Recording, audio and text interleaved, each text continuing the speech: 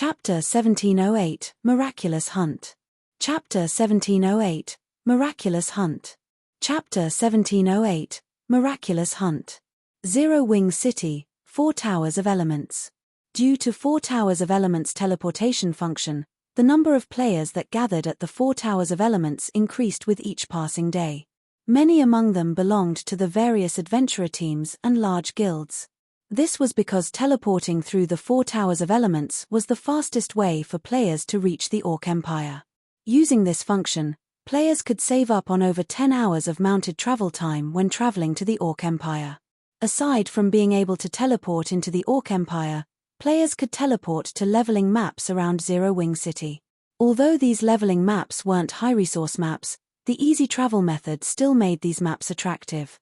Because of this, the 4 Towers of Elements weren't any less lively than the city's central district, even though they stood at the edges of Zero Wing City, far from most of the city's attractions. Quite a few player shops had also risen around the towers. Among these player shops stood the Purple Pavilion Trading Firm, a trading firm Shifeng had been quite familiar with during his previous life. This trading firm was run by none other than Susie, one of Shifeng's old friends in the past. The Purple Pavilion Trading Firm's business was doing considerably well, and many adventurer teams players purchased items from its shop. Guild leader, is there a problem with that shop? Gentle Snow asked curiously when she noticed Shifeng staring at the Purple Pavilion Trading Firm. The Purple Pavilion Trading Firm? Following Shifeng's gaze, Aqua Rose said, based on our information, the trading firm is quite impressive. Its owner had rented a shop here before we had even revealed the 4 Towers of Elements teleportation function.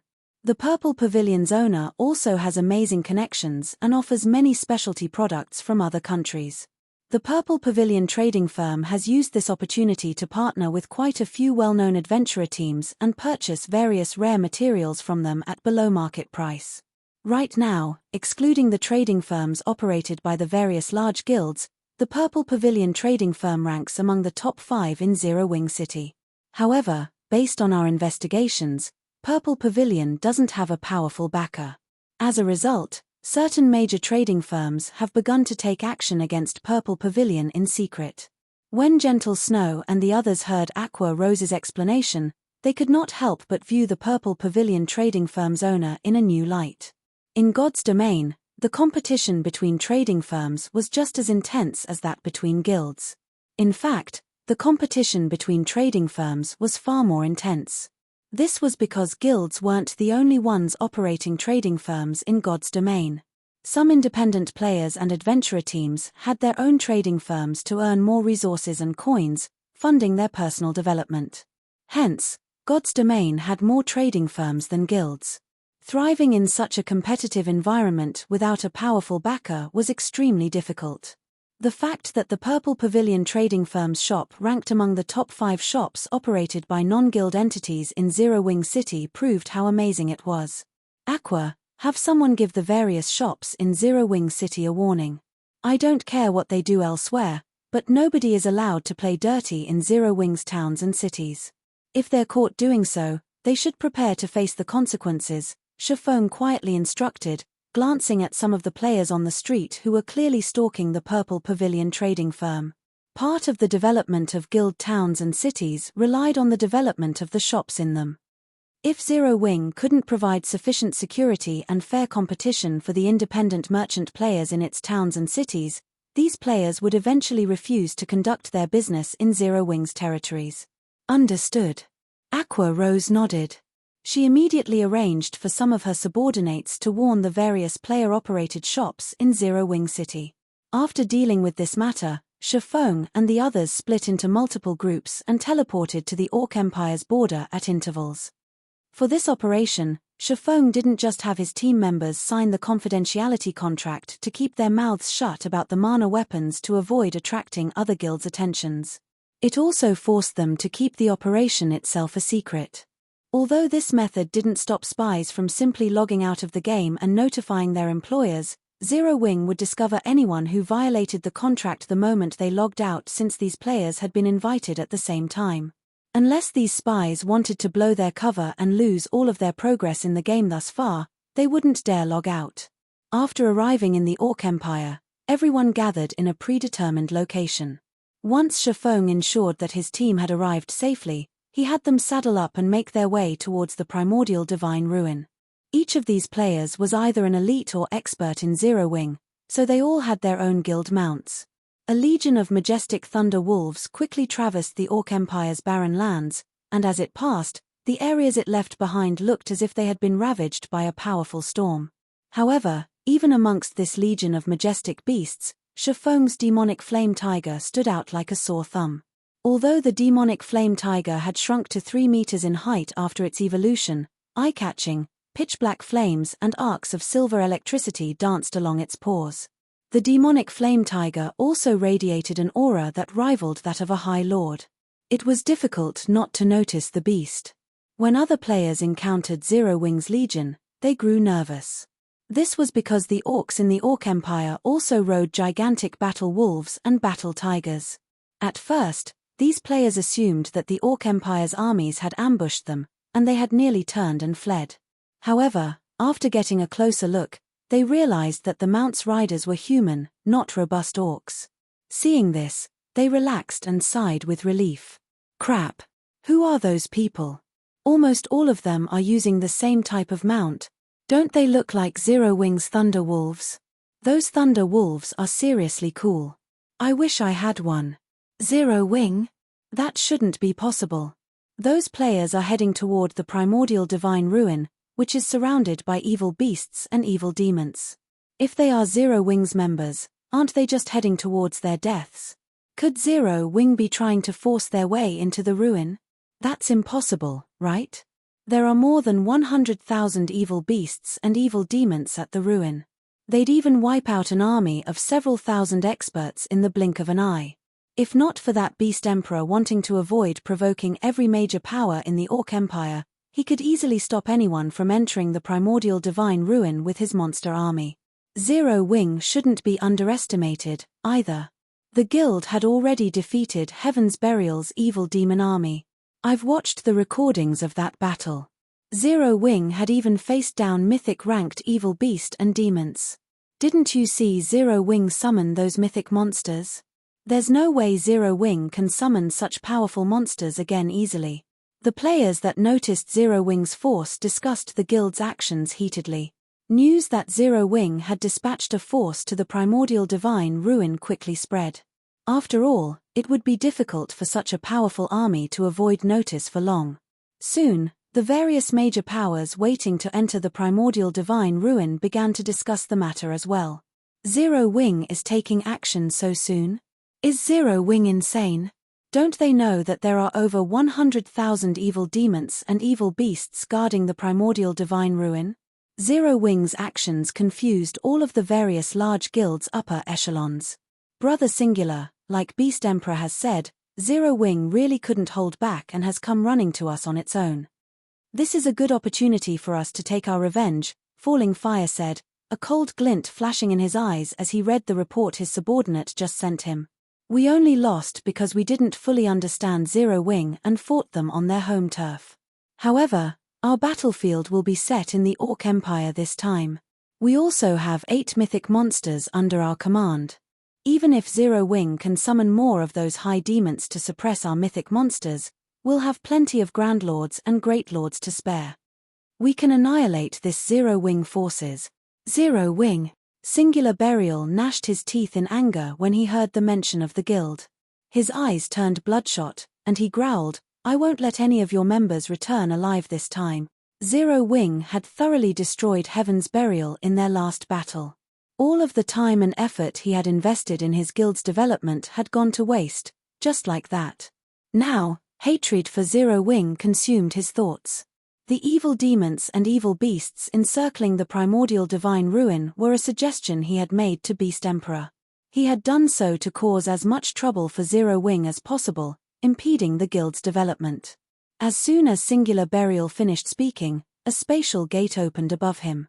Once the spatial gate opened fully, cloaked figures atop mounts jumped out, one after another. When these cloaked figures landed, everyone recognized the mounts as Zero Wing's Thunder Wolves. What's going on? Zero Wing's members actually dare to charge straight into the evil demons and evil beasts' encirclement. Are they seeking death? Everyone gaped at Zero Wing's members when they realized who had emerged from the spatial gate. They had assumed that Zero Wing was simply putting up a strong front by marching into the Orc Empire. Even if Zero Wing truly intended to take action, the guild would employ hit-and-run tactics and target small groups of evil beasts and evil demons at most. However, the fact that Zero Wing's members had jumped straight into their enemies' ranks via a spatial gate left them utterly baffled. Before anyone could react, Shifeng's gaze shifted toward the nearby Blackwater members. Kill them. Chapter 1709, Might of One Hit. Chapter 1709, Might of One Hit. Zero Wing's sudden appearance had shocked the players at the primordial divine ruin. Shifeng's command to attack Blackwater's members only intensified their surprise. This is crazy. Zero Wing must be insane. They've actually barged into the evil demons and evil beasts' encirclement to attack Blackwater. The members from the various major powers and adventurer teams were stupefied as they watched Zero Wing's members charge into Blackwater's on their mounts.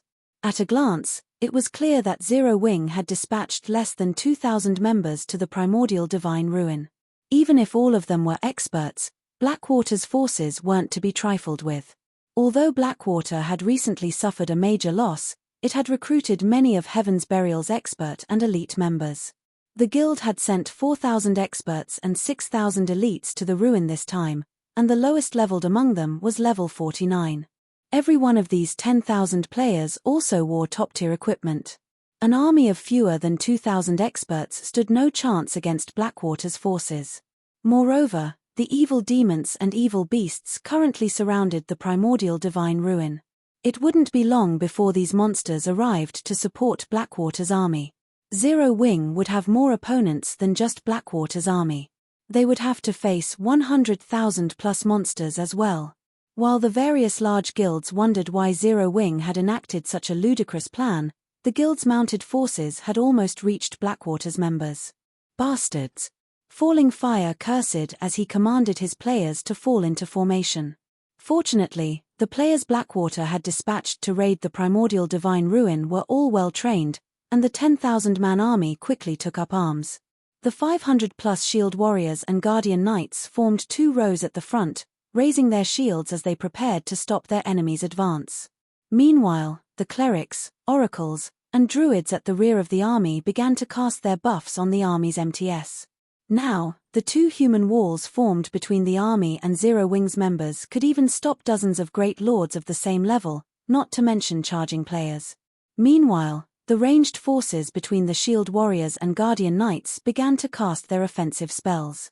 Blackwater's army had far better reaction speed, combat standards, and far more combat experience than the various adventurer teams who fought others in the fields. The entire army moved as one, utterly organized. However, the berserkers leading Zero Wing's charge paid the blockade before them little heed. They didn't even bother to wait for their own shield warriors and guardian knights to catch up as they plowed into Blackwater's formation. The moment before Zero Wing's 100-plus berserkers clashed with Blackwater's MTS, a hint of excitement could be seen flashing in their eyes as they tightened their grips on their weapons. Suddenly, silver runes began to form on their weapons, and the ambient mana gathered around the berserkers' weapons. Without hesitation, the berserkers swung their weapons at the massive shields before them. Boom! Boom! Boom! A series of loud explosions echoed throughout the area as the berserkers struck the enemy shields. Impossible! When Blackwater's MTS received the berserkers' attacks, they felt as if they had been hit by a truck. Not only did their shields tremble violently and their arms go numb, but they were also forced to take 2 or 3 steps back before they could stabilize themselves. However, before these MTS could regain their postures, Zero Wing's berserkers swung their weapons again, forcing these MTS backward once more. After 3 consecutive attacks, Zero Wing's berserkers had broken holes in Blackwater's defensive line. The berserkers then dashed toward the ranged players like frenzied beasts. Zero Wing broke through? The various major powers watching from a distance could not help but gape at the scene. Just 100 plus berserkers had torn apart two defensive lines formed by over 500 level 49 plus shield warriors and guardian knights. The clash between these melee players had lasted less than 2 seconds. It was as if Blackwater's shield warriors and guardian knights were made of paper and could barely take a hit. However, the players from these major powers knew that Blackwater's MTS all wore excellent equipment. The weakest piece they'd have on them would be level 45 fine gold rank. MTS of such caliber could easily join the various large guilds' main forces. As for their combat standards, they were all elite and expert players. A blockade of such powerful MTS shouldn't have a problem fending off a charge of dozens of great lords of the same level, yet it had shattered when assaulted by Zero Wing's 100 plus berserkers. No matter how they looked at the situation, they simply could not bring themselves to believe it. What these players didn't know was that although these Zero Wing berserkers were only Tier 1 players, they could unleash Tier 3 power when they maxed out the Tier 2 mana weapons in their hands. Blackwater's defensive lines might be able to stop several dozen great lords of the same level, but it definitely couldn't stop the combined charge of over 100 great lords. Melee units, stop them. Do not let them reach our ranged unit. Falling Fire hurriedly commanded when he noticed Zero Wing's berserkers approach. However, before Falling Fire could even finish his words, one melee fighter from Blackwater after another was thrown into the air. Even when Blackwater's level 50 berserkers tried to stop Zero Wing's berserkers, the latter easily pushed them back. They lost a significant amount of HP when they crossed blades with Zero Wing's berserkers. After repulsing Blackwater's melee players, Zero Wing's berserkers charged toward Blackwater's ranged force like a sharpened sword. The berserkers blocked the incoming ranged attacks with little to no effort. In contrast to Blackwater's pitiful ranged attacks, the attacks Zero Wing's several hundred ranged players launched were basically unstoppable. When Blackwater's MTS tried to block these incoming attacks with their shields, their defensive postures shattered under a single blow, rendering them helpless against the following ranged attacks.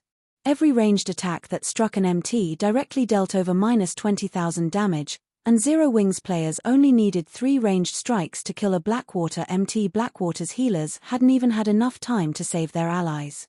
The difference between each side's healers was jaw-dropping.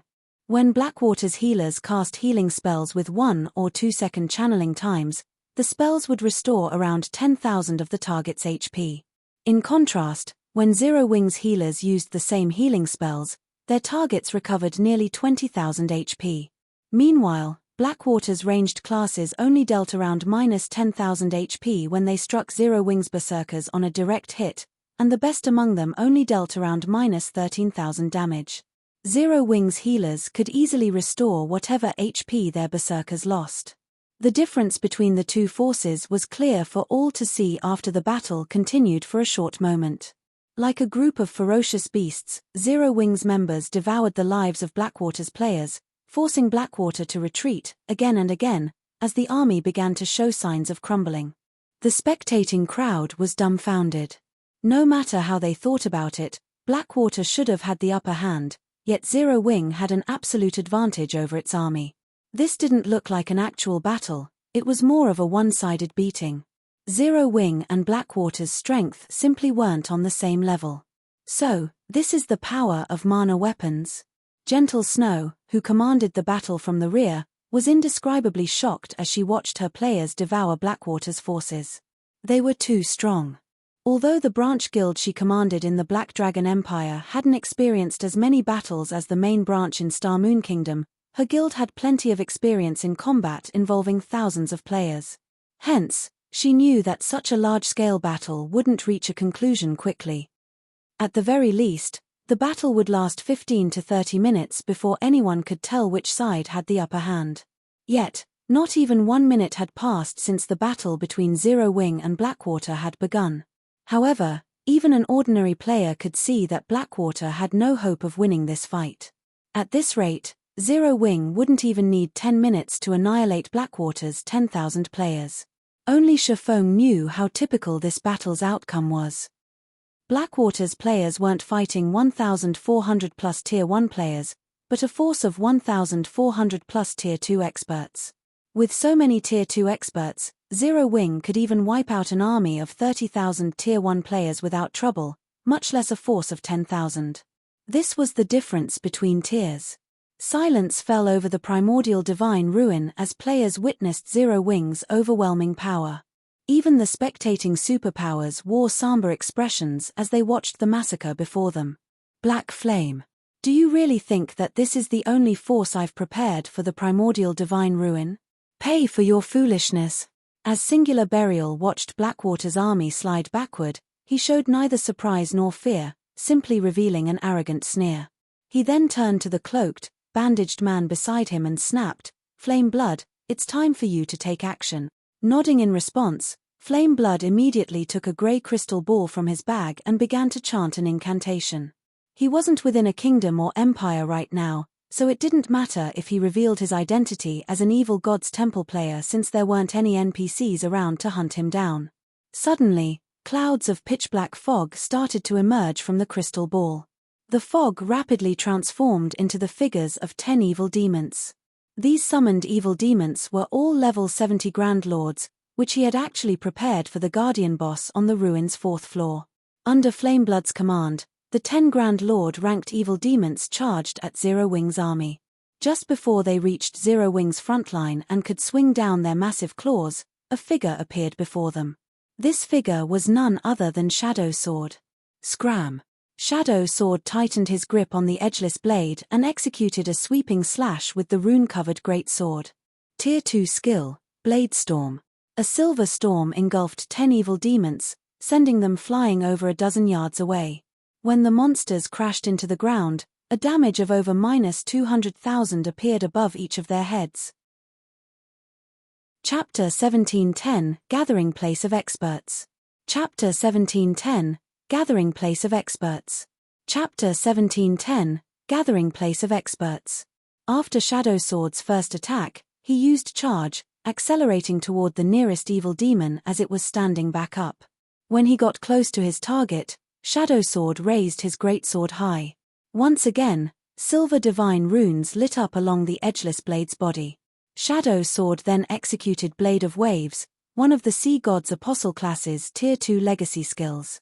Blade of Waves was also the most powerful Tier 2 legacy skill he had learned. Currents of blue mana circled the edgeless blade. When Shadow Sword swung his greatsword at the evil demon before him, the mana weapon transformed into a 40-yard long blade of water. Players in the distance only saw a dark blue horizontal wall suddenly bisect the battlefield. -513,842. A frightening amount of damage appeared above the evil demon's head when the water blade cut through its body. The blade also slammed into other players, and whether they wore plate armor or cloth, all of their HPs plummeted to 0. Their cleaved bodies then transformed into particles of light and disappeared from the battlefield. After the attack, the evil demon that took the hit fell into a heavily injured state, his combat power drastically decreasing. The surrounding Blackwater members expressed their shock and terror when they saw this. Strong. Too strong. Not only had Shadow Sword repelled 10 Grand Lord ranked evil demons with one attack, but his follow-up attack had also heavily injured one Grand Lord ranked evil demon and killed over a dozen players. Even Shield Warriors and Guardian Knights had died instantly. How is he so powerful? Confusion filled the experts from the various major powers as they watched Shadow Sword from a distance. Even if Shadow Sword were a Tier 2 berserker and had used a berserk skill, his damage should not have been so frightening. He should have been lucky to hold his ground against a Grand Lord ranked evil demon, yet even without activating a berserk skill, Shadow Sword had heavily injured the Grand Lord. This utterly destroyed their understanding of Tier 2 classes' combat power. Damn it! Flame, split the other evil demons up and have them attack independently.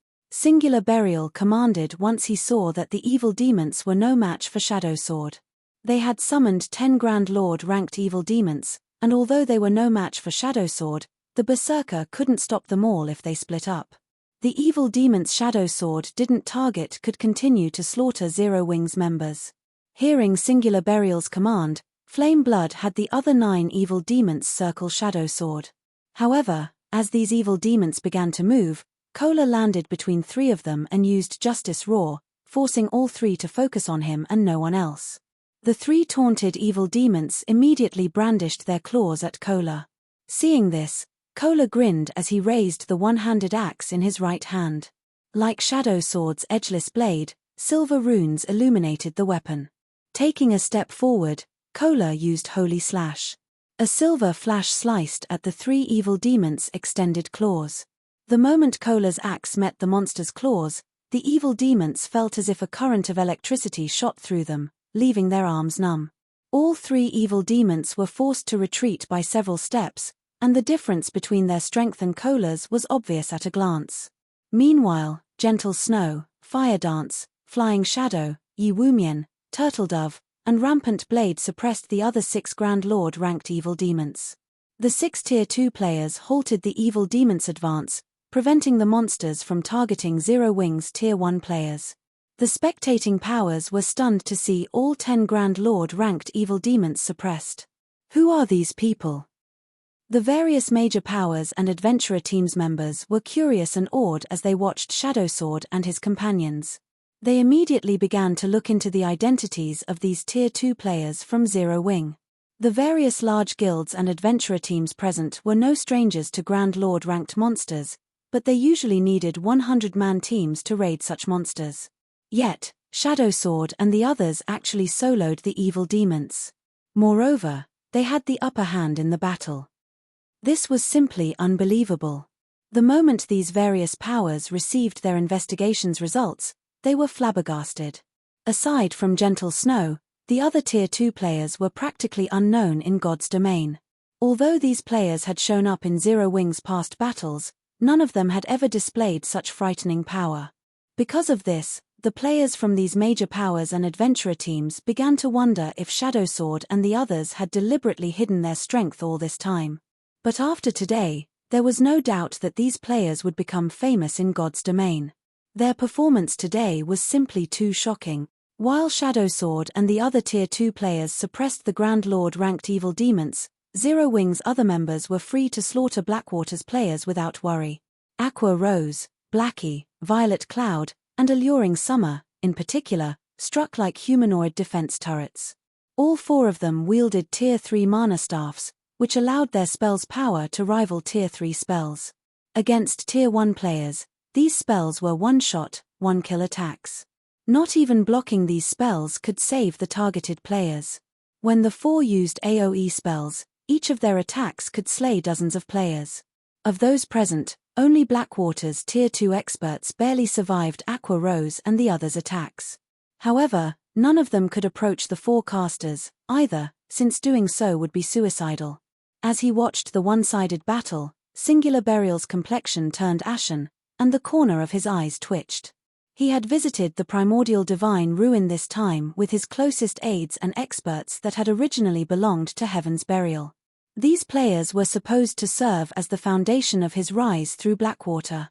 Now that Zero Wing's members had massacred his subordinates, his chances of rising in his new guild had significantly decreased. Although he wanted to do something to stop the massacre, he had enough trouble with the level 50 youth before him. No matter how he struggled, he couldn't get past the youth's defense. To make matters worse, his opponent was only a Tier 1 berserker, while he was a bona fide Tier 2 ranger. Yet, the berserker's Tier 1 skills had actually repelled his Tier 2 skills. This maddened Singular Burial. On the other hand, Yu Zipping, also known as Silent Blade, grew increasingly excited as he fought Singular Burial. He had never felt this wonderful before. The combination of a Tier 2 mana weapon and the level 50 magic light set had granted him an absolute advantage in basic attributes over his opponent. From time to time, he even caught Singular Burial by surprise when he used his mana weapon's ability. In addition, through his battle with Singular Burial, someone who had entered the refinement realm long ago, Yu Zipping was able to recognize many of his flaws. If not for his advantage in basic attributes and Tier 2 mana weapon, the enemy ranger would have likely killed him already. Guild leader, these people from Zero Wing are too powerful. At this rate, we'll be wiped out before the evil beast army arrives, Daybreak Fog, who was similarly entangled in a fierce battle, told Singular Burial anxiously through a private chat. Hearing Daybreak Fog's worry, Singular Burial glanced at Blackwater's members, who were continuously slaughtered. Suddenly, A sense of helplessness doused the killing intent burning in his heart. However, just as Singular Burial was about to respond, he noticed a black figure weaving across the battlefield and killing Blackwater's experts with inhuman speed. The figure moved so quickly that by the time Blackwater's experts noticed someone before them, a blue flash filled their vision. Once the blue flash disappeared, the targeted experts collapsed lifelessly to the ground. Black flame. Singular Burial bellowed with rage, a gut-twisting envy filling his heart as he watched the rapidly moving black figure. Zero Wing was clearly a guild that had been established without a background or backers, yet the guild had gained one powerful expert after another. Fire Dance, Shadow Sword, Flying Shadow, Cola, Violet Cloud, Alluring Summer. Even super guilds sought to recruit these experts, yet they had gathered in Zero Wing. Moreover, the unknown berserker youth before him also possessed immense talent. Singular Burial could not understand why so many obscure experts had gathered in Zero Wing, yet he had failed to recruit even one such expert for himself. While Singular Burial screamed his lungs out, Shifeng vanished from the battlefield. In the next moment, Shifeng reappeared before Singular Burial. Singular Burial, your era has ended. Shifeng growled as he swung down his sacred sword. Although Singular Burial had responded quickly, Shifeng's appearance had been too abrupt.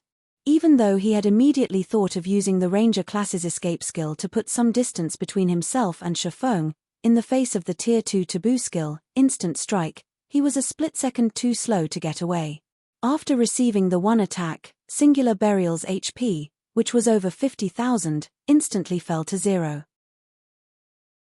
Chapter 1711, Blackwater defeated.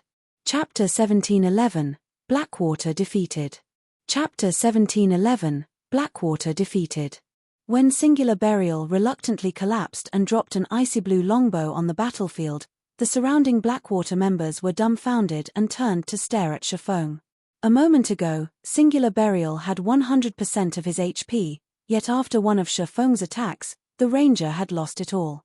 Suddenly, a chilling sensation assaulted Blackwater's members. If even a Tier 2 player like Singular Burial could not withstand a single hit from Shifeng, it went without saying Shifeng could kill Tier 1 players like them with a casual swing of his blade, too. Black Flame. Falling Fire's expression darkened as he glared at Shifeng. His combat standard was recognized as one of the best in Blackwater. There were only a handful of people in the guild that he had to admit were superior. However, despite having such a high combat standard, not even he was confident in keeping up with and blocking the attack Shifeng had used against Singular Burial. Shifeng's attack was simply too fast, but it wasn't just because of his high attack speed. HS neutral response time and physical acceleration were also ridiculously fast. After heaving a deep sigh, Falling Fire commanded, "Everyone, retreat." Due to Shifeng's display of overwhelming strength, his team members' morale had received a huge boost. Zero Wing's members now fought with more passion and skill than before. In contrast, the morale of Blackwater's members plummeted. Now, this battle's outcome could not be any more obvious. Continuing to fight would only incur more losses for Blackwater. Hearing Falling Fire's command, Blackwater's members immediately turned away from their opponents and fled in every possible direction. Meanwhile, Aqua Rose and Gentle Snow commanded Zero Wing's members to exploit their victory. Seeing that things had gone south for Blackwater, Flame Blood did not dare to linger. He summoned 20 Great Lord-ranked evil demons to buy himself enough time to activate a teleportation scroll. This battle's outcome had truly exceeded his expectations. He had thought that 10 Grand Lord-ranked evil demons would be more than enough to butcher Zero Wing's forces, but he had never expected the small army to have so many monstrous players. Zero Wing, just you wait. Sooner or later, I will make you pay for this defeat. Flame Blood revealed a sneer as he watched Zero Wing's members charge towards him. He was an evil god's apostle, not a guild member. As long as he escaped capture, he'd always have a chance of making a comeback. Flame Blood sent his 20 Great Lords to stop Zero Wing's members as he activated his teleportation scroll. The teleportation scroll to teleport to the evil god's temple had a 15-second activation process, which was slightly shorter than a normal return scroll. With the power of 20 Great Lords at his side, He could easily buy enough time to get away. However, when the 7th second ticked by, Flame Blood noticed a slowly approaching figure out of the corner of his eye. This figure was none other than Shifeng. Flame Blood couldn't help his growing anxiety as he watched Shifeng approach. Although over 200 yards separated the two, Flame Blood felt as if the Grim Reaper itself had set its sights on him. Faster. I have to get out of here as quickly as possible. For the first time ever, Flame Blood felt that the teleportation scroll's activation time was too long. Although Shifeng's approach appeared slow, in reality, he was extremely fast. In just 3 seconds, he had halved the distance between him and Flame Blood. Seeing this, Flame Blood had no choice but to split 6 of the Great Lord-ranked evil demons from the group, ordering them to hinder Shifeng's advance. However, no matter what kind of attacks the Great Lord-ranked evil demons used, Shifeng avoided them easily. The evil demons couldn't slow Shifeng down in the slightest. When only 2 seconds remained before Flame Blood's teleportation scroll activated, Shifeng was still over 30 yards away from the cleric. Seeing this, Flame Blood breathed a sigh of relief. Black Flame. I'll get even with you sooner or later. There was no way Shifeng could cross the distance between them unless he could use the same move he had employed to take out Singular Burial earlier. However, the area around Flame Blood abruptly darkened, and the mana that fed the teleportation array beneath his feet froze instantly. A moment later, the teleportation array began to disappear. No. How is this possible? Shock and despair flashed in Flame Blood's eyes when he realized that his teleportation scroll was no longer an option. Before Flame Blood could react, Shifeng shook off the 6 great lords chasing him and appeared before the cleric. Get even with me. Glancing at the cloaked and bandaged cleric before him, Shifeng chuckled and said, You'll have to be able to get away before that can happen. Black Flame. Your forces are now trapped, surrounded by Beast Emperor's evil beast army. If you kill me, Beast Emperor definitely won't let you off the hook. Flame Blood hissed as he looked at the smiling swordsman before him. Fearfully, he continued, If you want to leave this place alive, I'm your only hope. Flame Blood knew full well what Shifeng was capable of. After all, he had personally witnessed Shifeng capture Abandon Wave and send the man to the War God's temple. To evil gods apostles like himself and Abandoned Wave, getting sent to the War God's temple was game over. Flame Blood deeply regretted his actions. Had he known something like this would happen, he would never have followed Singular Burial to the primordial divine ruin. Now that he had been silenced, it was practically impossible to escape Shifeng's clutches. His only hope of getting out of this predicament lay with Beast Emperor's evil beast and demon army. Although Zero Wing's members were absurdly strong, they would definitely fall against 100,000 plus evil beasts and evil demons. The fact that Zero Wing had so effortlessly slaughtered Blackwater's members proved that all of the members in this force were the guild's core members. If these core members were annihilated, it would deal a massive blow to Zero Wing. You're my only hope. Shifeng could not help but laugh. Aren't you thinking too highly of yourself? To Beast Emperor, evil god's apostles were like his own limbs. Each one taken from him was a permanent loss. However, since Beast Emperor had dared to cut off Zero Wing's path to fortune, Shifeng had to teach Beast Emperor what it felt like to lose a limb to his blades. Saying so, Shifeng activated Abyssal Bind and restricted Flame Blood's movements. He then retrieved a mobile jail from his bag and started to activate it. Black Flame. Are you trying to die? I am one of Beast Emperor's evil god's apostles. Capturing me will only increase Beast Emperor's desire to destroy Zero Wing. Flame Blood began to panic when he saw Shifeng activate the mobile jail. He had never thought that Shifeng would be so daring. If he were to be sent to the War God's temple, he truly would be finished. Just as Shifeng was about to entrap Flame Blood in the mobile jail, a phantom appeared beside the cleric. This phantom took the form of an indifferent, middle-aged man in luxurious, dark grey robes. The man wielded a wooden staff that exuded murky black mist in his right hand, and a pitch-black crown adorned his head. The man radiated an indescribably majestic feeling. Beast Emperor? When Shifeng saw this middle-aged man, the only person that came to his mind was Beast Emperor. However, he was not absolutely certain as he had never actually seen Beast Emperor's true appearance before. That's right. I am Beast Emperor. This should be our second meeting, Beast Emperor said, smiling. I won't mince words with you. Release flame blood and hand over the evil god's eye in your possession. Do so, and I'll let your forces leave the Orc Empire safely. Refuse, and neither you nor your subordinates will leave the Empire. Your souls will become nourishment for my evil demons. As soon as Beast Emperor finished speaking, the players at the Primordial Divine Ruin noticed a large group of evil beasts and demons approach on the distant horizon. An NPC elder stood above a gigantic evil beast, radiating intense evil energy. Even though the old man was thousands of yards away, everyone outside of the Primordial Divine Ruin could feel his horrific aura. I admit that you are quite powerful, but even if you lock Flame Blood away in the mobile jail, you won't necessarily be able to leave the Orc Empire with him. As long as I kill you, I can free Flame Blood. I will only give you 10 seconds to consider my offer, Beast Emperor said, his expression calm as he looked at Shifeng. A mythic NPC? Shifeng guessed after glancing at the NPC in the distant sky. Revealing a faint smile, he said, like your subordinate, you think too highly of yourself. I will send Flame Blood to the War God's Temple. Chapter 1712, The Man Closest to Attaining a Domain. Chapter 1712, The Man Closest to Attaining a Domain. Chapter 1712, The Man Closest to Attaining a Domain. Although Shifeng's tone had been dull, the nearby players could all feel the unyielding determination in his voice. Crazy bastard. How can a guild leader like you exist? As Flame Blood glared at Shifeng, he felt his mental state crumble. Just how much did Shifeng hate him?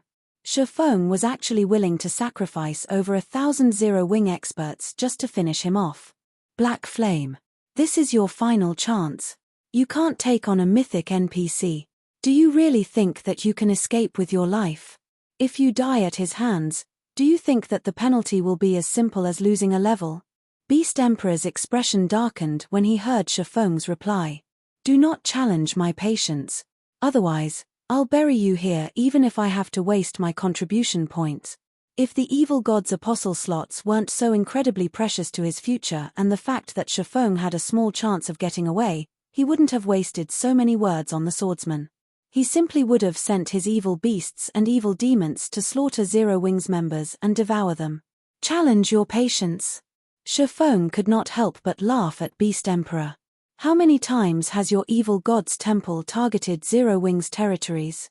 You've even gone as far as to hunt down my guild members. Have you ever considered Zero Wings' patience? Saying so, Shifeng swung his sword at Flame Blood, lowering the cleric's HP to a critical level. He then activated the mobile jail and entrapped the bound cleric. You. Beast Emperor gnashed his teeth in rage as he watched Flame Blood disappear into the mobile jail.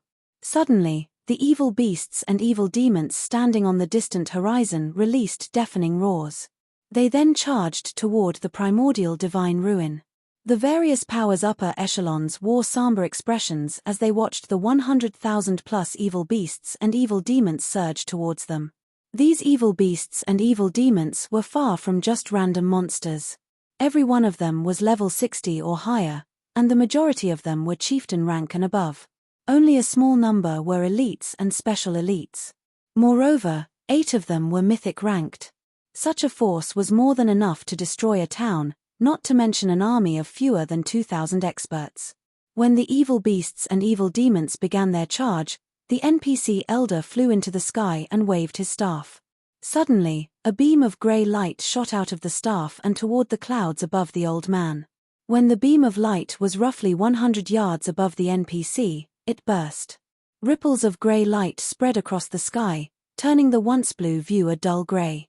It looked as if evil energy had enveloped the entire world. What's going on? Why can't I use my return scroll? Wait, that's not right. I can't use my instantaneous teleportation scroll, either. Isn't that NPC too powerful? He's actually sealed off this entire region. Zero Wing is definitely dead now.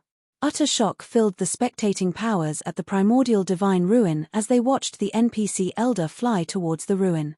With their ability to teleport stolen from them, Zero Wing's only way of escaping this location was to rely on their own 2 feet. However, trying to break through the blockade of 100,000 plus evil beasts and evil demons was practically impossible.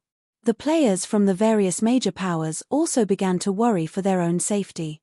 Like Zero Wing's members, they were now trapped here, and their fate was no longer in their own hands. If Beast Emperor wanted to, he could definitely have every player at the Primordial Divine Ruin killed. Big Sis Melody, what is going through Black Flame's mind? He's actually willing to trade Zero Wing's 1,000 plus experts to capture a single player. Does he hate Beast Emperor that much? A girl standing amidst the Sacred Temple's team asked curiously as she watched Shifeng, who was arranging Zero Wing's army into a defensive formation.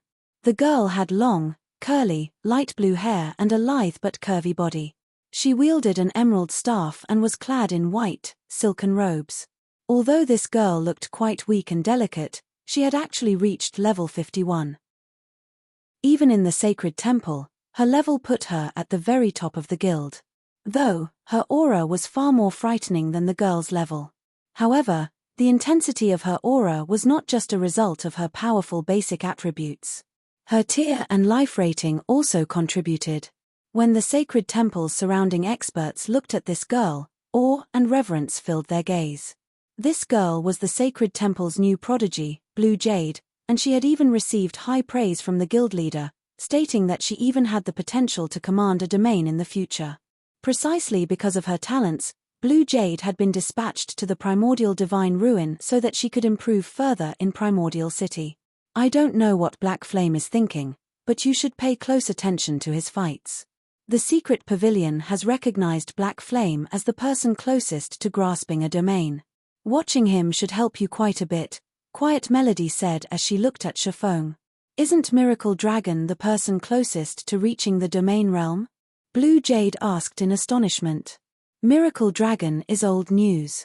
The various superpowers have already recognized Black Flame as the person closest to reaching the domain realm, Quiet Melody patiently explained.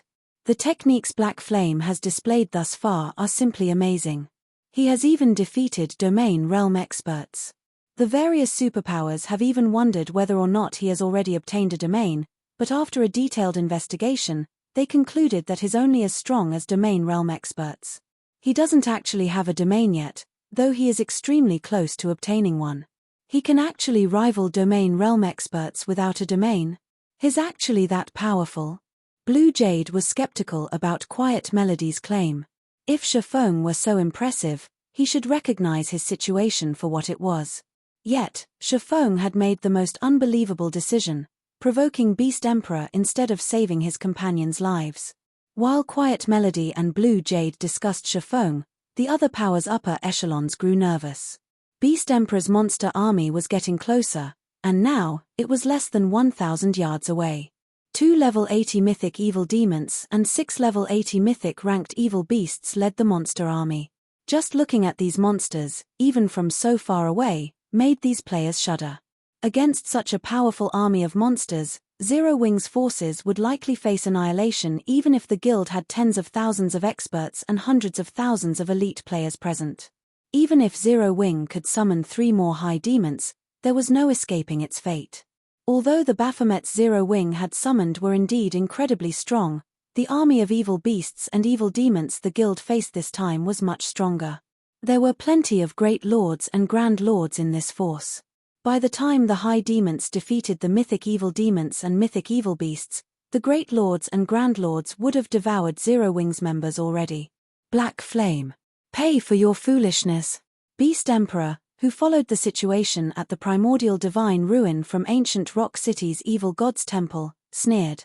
He had spent 7,000 Evil God's Temple contribution points for the mythic NPC to seal the Primordial Divine Ruins map.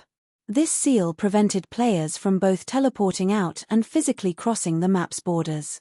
The Evil God's Temple contribution points were no less precious than the War God's Temple merit points. With 7,000 merit points, players could purchase a high-quality epic item from the War God's Temple. Yet, he had spent so many points just to prevent Shifeng's escape. Although the sealing barrier was not particularly strong, it would not be easy to break out of, either. During the time it took for Zero Wing to destroy the barrier, his evil beasts and evil demons could annihilate the guild's army several times over. The 100,000 plus evil demons and evil beasts grew closer to Zero Wing's army, and seeing this, the guild's members couldn't help but grow nervous. They felt stifled as they watched the monsters approach, the auras the monsters radiated becoming increasingly frightening. However, when less than 200 yards separated both sides, a magic barrier appeared and enveloped Zero Wing's army.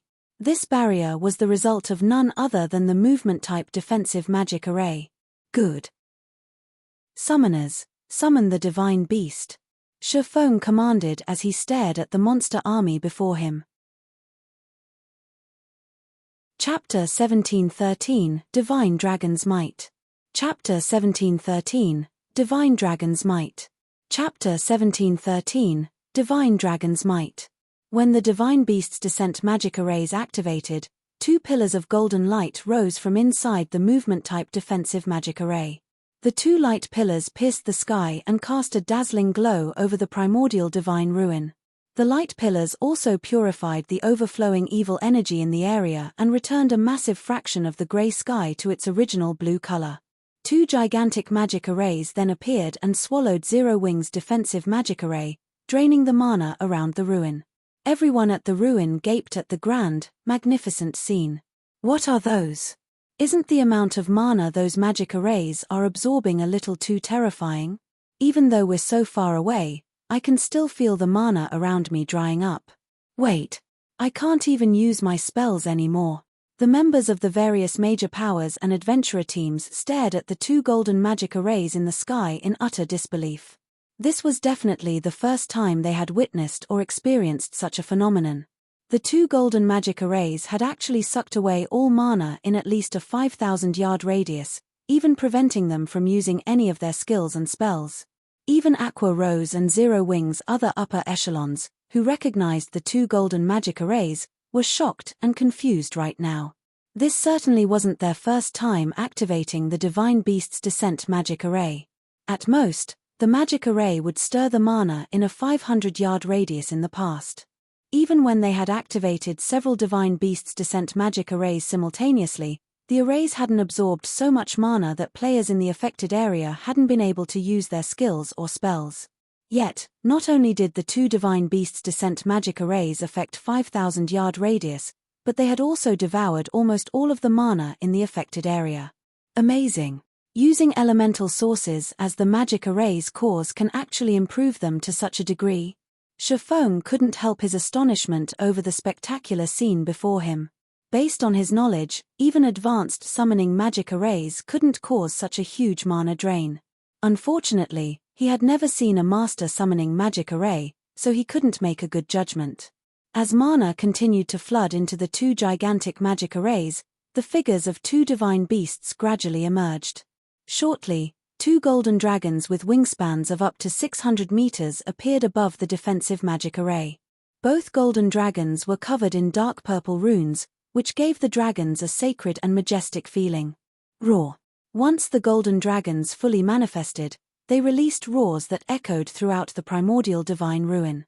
Following their bestial announcement, they released powerful shockwaves, which repeatedly shoved back the rapidly approaching evil demons and beasts. Even the defensive magic array beneath the two golden dragons trembled violently, looking as if they would shatter at any moment. The two golden dragons had also fully unleashed their auras, freezing the space around them. Even Zero Wing's members, who were protected by a defensive magic array, felt their movements grow stiff. Dragons. Are they really dragons? Are you kidding me? Zero Wing can actually summon dragons? The players from the various major powers who watched from a distance stared at the two golden dragons with bulging eyes. The various major powers knew what kind of monsters dragons were in God's domain. They were the personification of destruction. Their life ratings were only second to ancient gods, and a single dragon was more than enough to destroy an entire kingdom. Yet, two of these great monsters floated in the sky before them. Under the pressure the two dragons emitted, they didn't even dare to think of resisting. It felt as if these two dragons were this land's absolute overlords. The pressure the two golden dragons exuded was no longer a matter of basic attributes, this was the difference in life ratings. However, after using advanced identification skills, some players soon discovered that these monsters weren't real dragons. Rather, they were merely creatures that contained a small trace of a dragon's soul.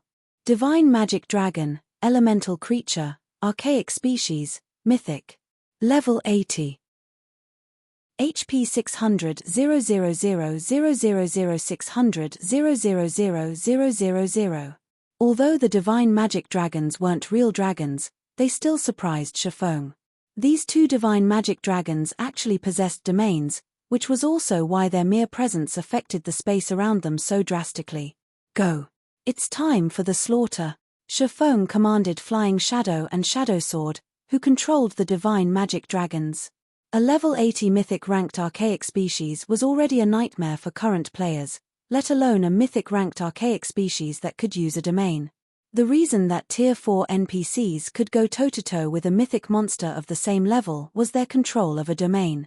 While inside their own domain, Tier 4 NPCs could enhance their abilities and suppress their enemies at the same time. However, it would be a different story if the targeted mythic monster had its own domain. Such an existence would be practically invincible among those of the same rank and tier. Even the High Demon, Baphomet, would receive a one-sided beating if it tried to face the Divine Magic Dragon in a one-on-one fight. Hearing Shifeng's command, Shadow Sword and Flying Shadow, who stood in the center of two magic arrays on the ground, nodded. They then controlled the Divine Magic Dragons to charge at the approaching evil demons and evil beasts. In response, the Divine Magic Dragons flapped their massive wings once and disappeared. By the time the spectators had reacted to the Divine Magic Dragon's disappearance, the two dragons had already crossed over 100 yards. After 2 seconds, one of the two dragons arrived before a mythic evil demon. Before the 150-meter-tall Divine Magic Dragon, the 5-meter-tall level 80 mythic evil demon looked like an ant.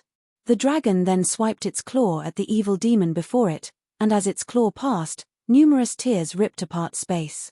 Although the mythic evil demon tried to dodge the attack, its movements were sluggish due to the pressure from the dragon's claw. The dragon's domain also suppressed the mythic evil demon in every aspect.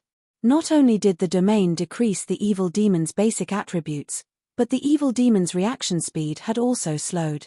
In addition, the Divine Magic Dragon's claw was frighteningly fast. In the end, the mountain-like claw struck the mythic-ranked evil demon before it could even begin to move out of the way. Boom! The mythic evil demon's body immediately sank into the ground under the immense force, 30-meter-long cracks splitting the ground around it. All nearby chieftain-ranked evil demons and evil beasts died instantly, and only those at the lord rank and above managed to survive.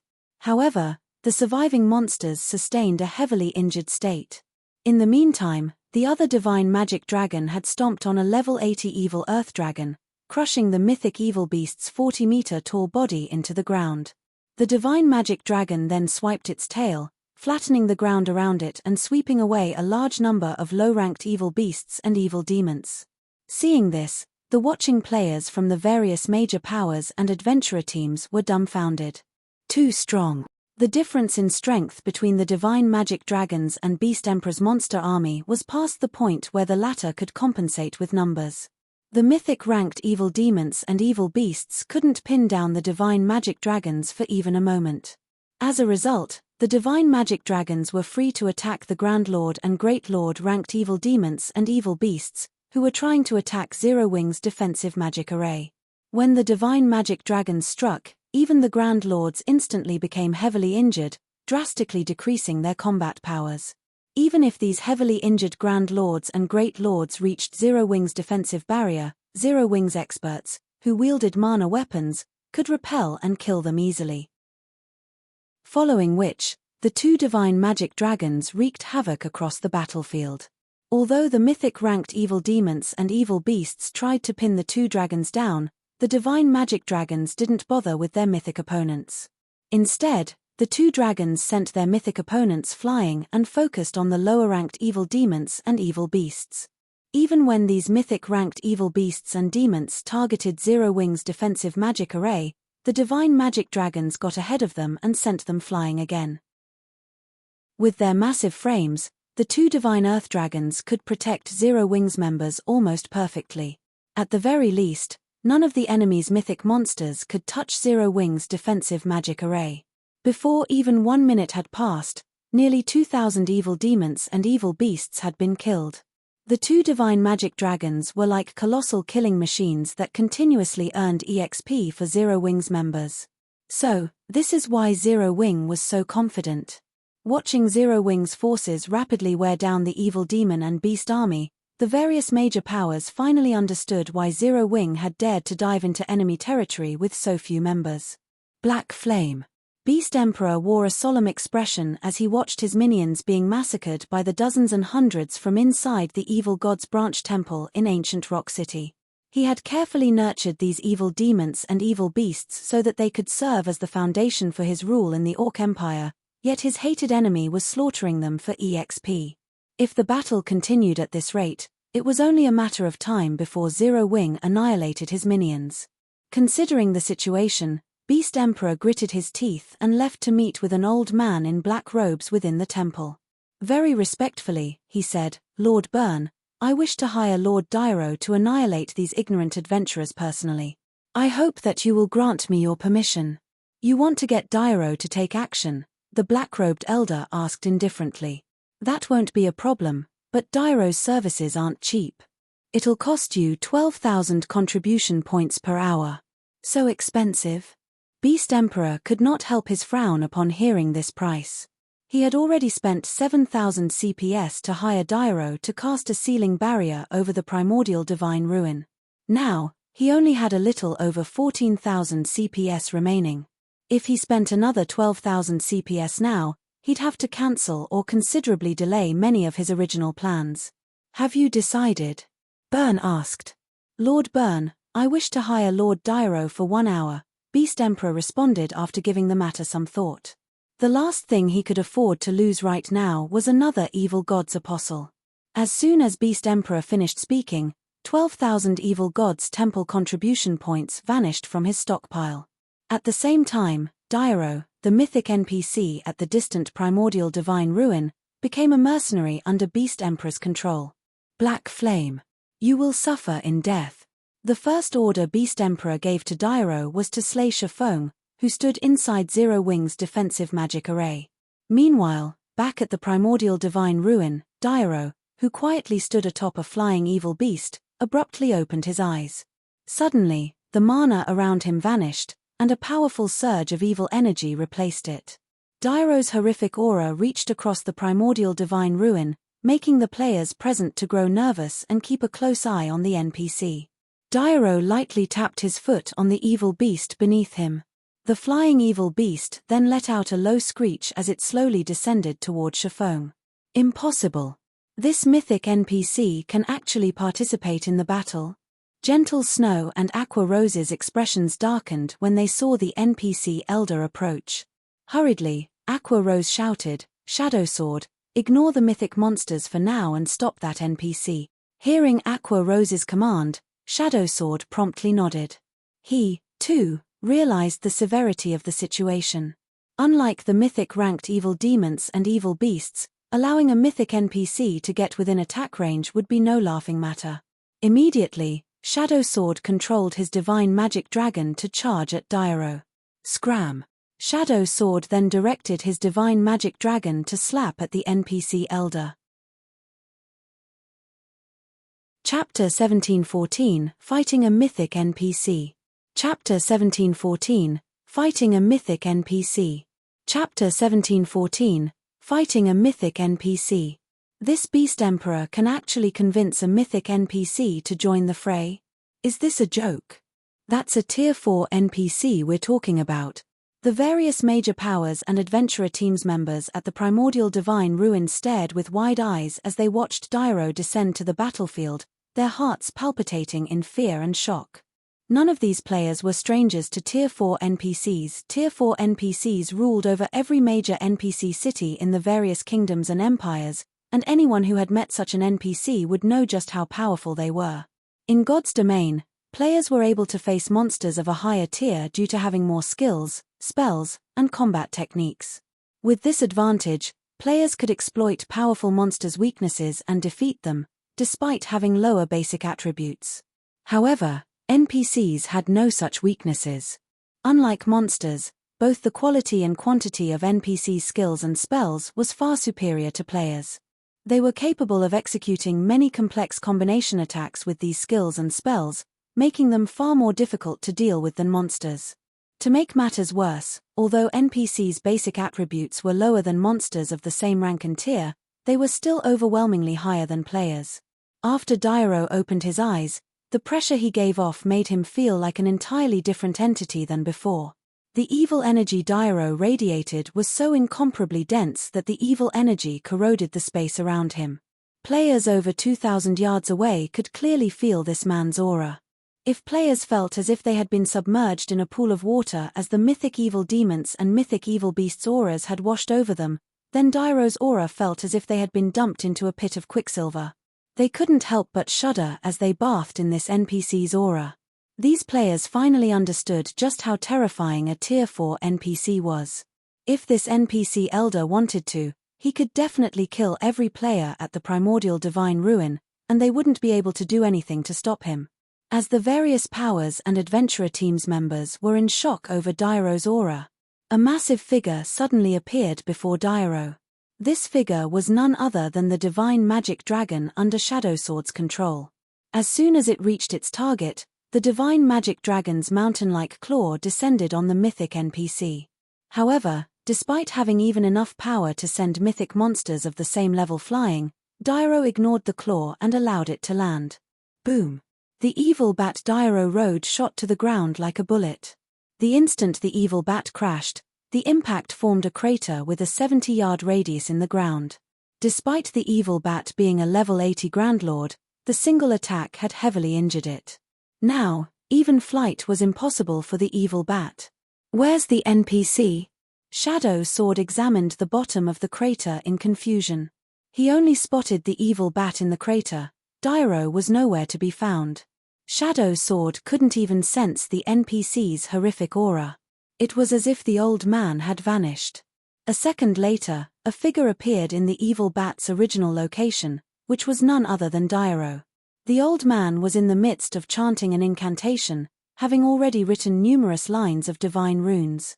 As Dairo continued to cast his spell, a magic array formed behind him, absorbing a tremendous amount of evil energy from its surroundings. A short moment later, the space before the array ruptured, creating a black hole that absorbed every form of energy available in its vicinity. Sensing the growing strength of the magic array's aura, Shadowsword's expression darkened. He could easily tell how powerful Dairo's spell would be. It was definitely stronger than Tier 4 large-scale destruction spells. If this spell struck the divine magic dragon he controlled, the attack would undoubtedly send the dragon flying. If that happened, Dairo would have an opportunity to attack the movement-type defensive magic array, and the consequences would be unimaginably dire. Shadowsword swiftly used the Tier 4 skill, 5 Thunder Fingers, aiming the cone attack at Dairo. As the divine magic dragon's claw sped towards the NPC, countless arcs of electricity extended from the tip of its digits and reached for Dairo. However, as if he had prepared for this attack, Dairo lightly tapped the butt of his staff at the air before him.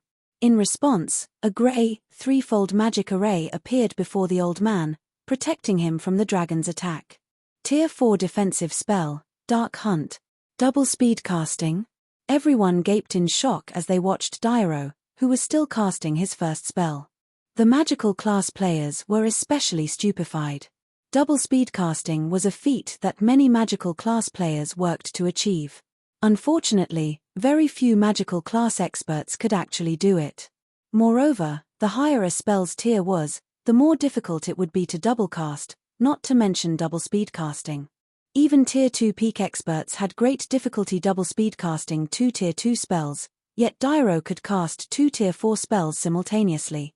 The NPC's spellcasting was already on par with peak experts. Dairo's threefold magic array instantly stopped the incoming arcs of electricity. None of the arcs had managed to deal any damage. Seeing that Dairo was about to complete his first spell, Shadow Sword hurriedly directed his divine magic dragon to attack the NPC from another direction. Dark Hunt could only block attacks from one direction. It was useless against attacks from other angles. However, just when the divine magic dragon's claw was about to reach Dairo, the NPC disappeared once again. This time, he reappeared 100 yards away from the attacking dragon. Tier 3 spell, Advanced Movement. Crap.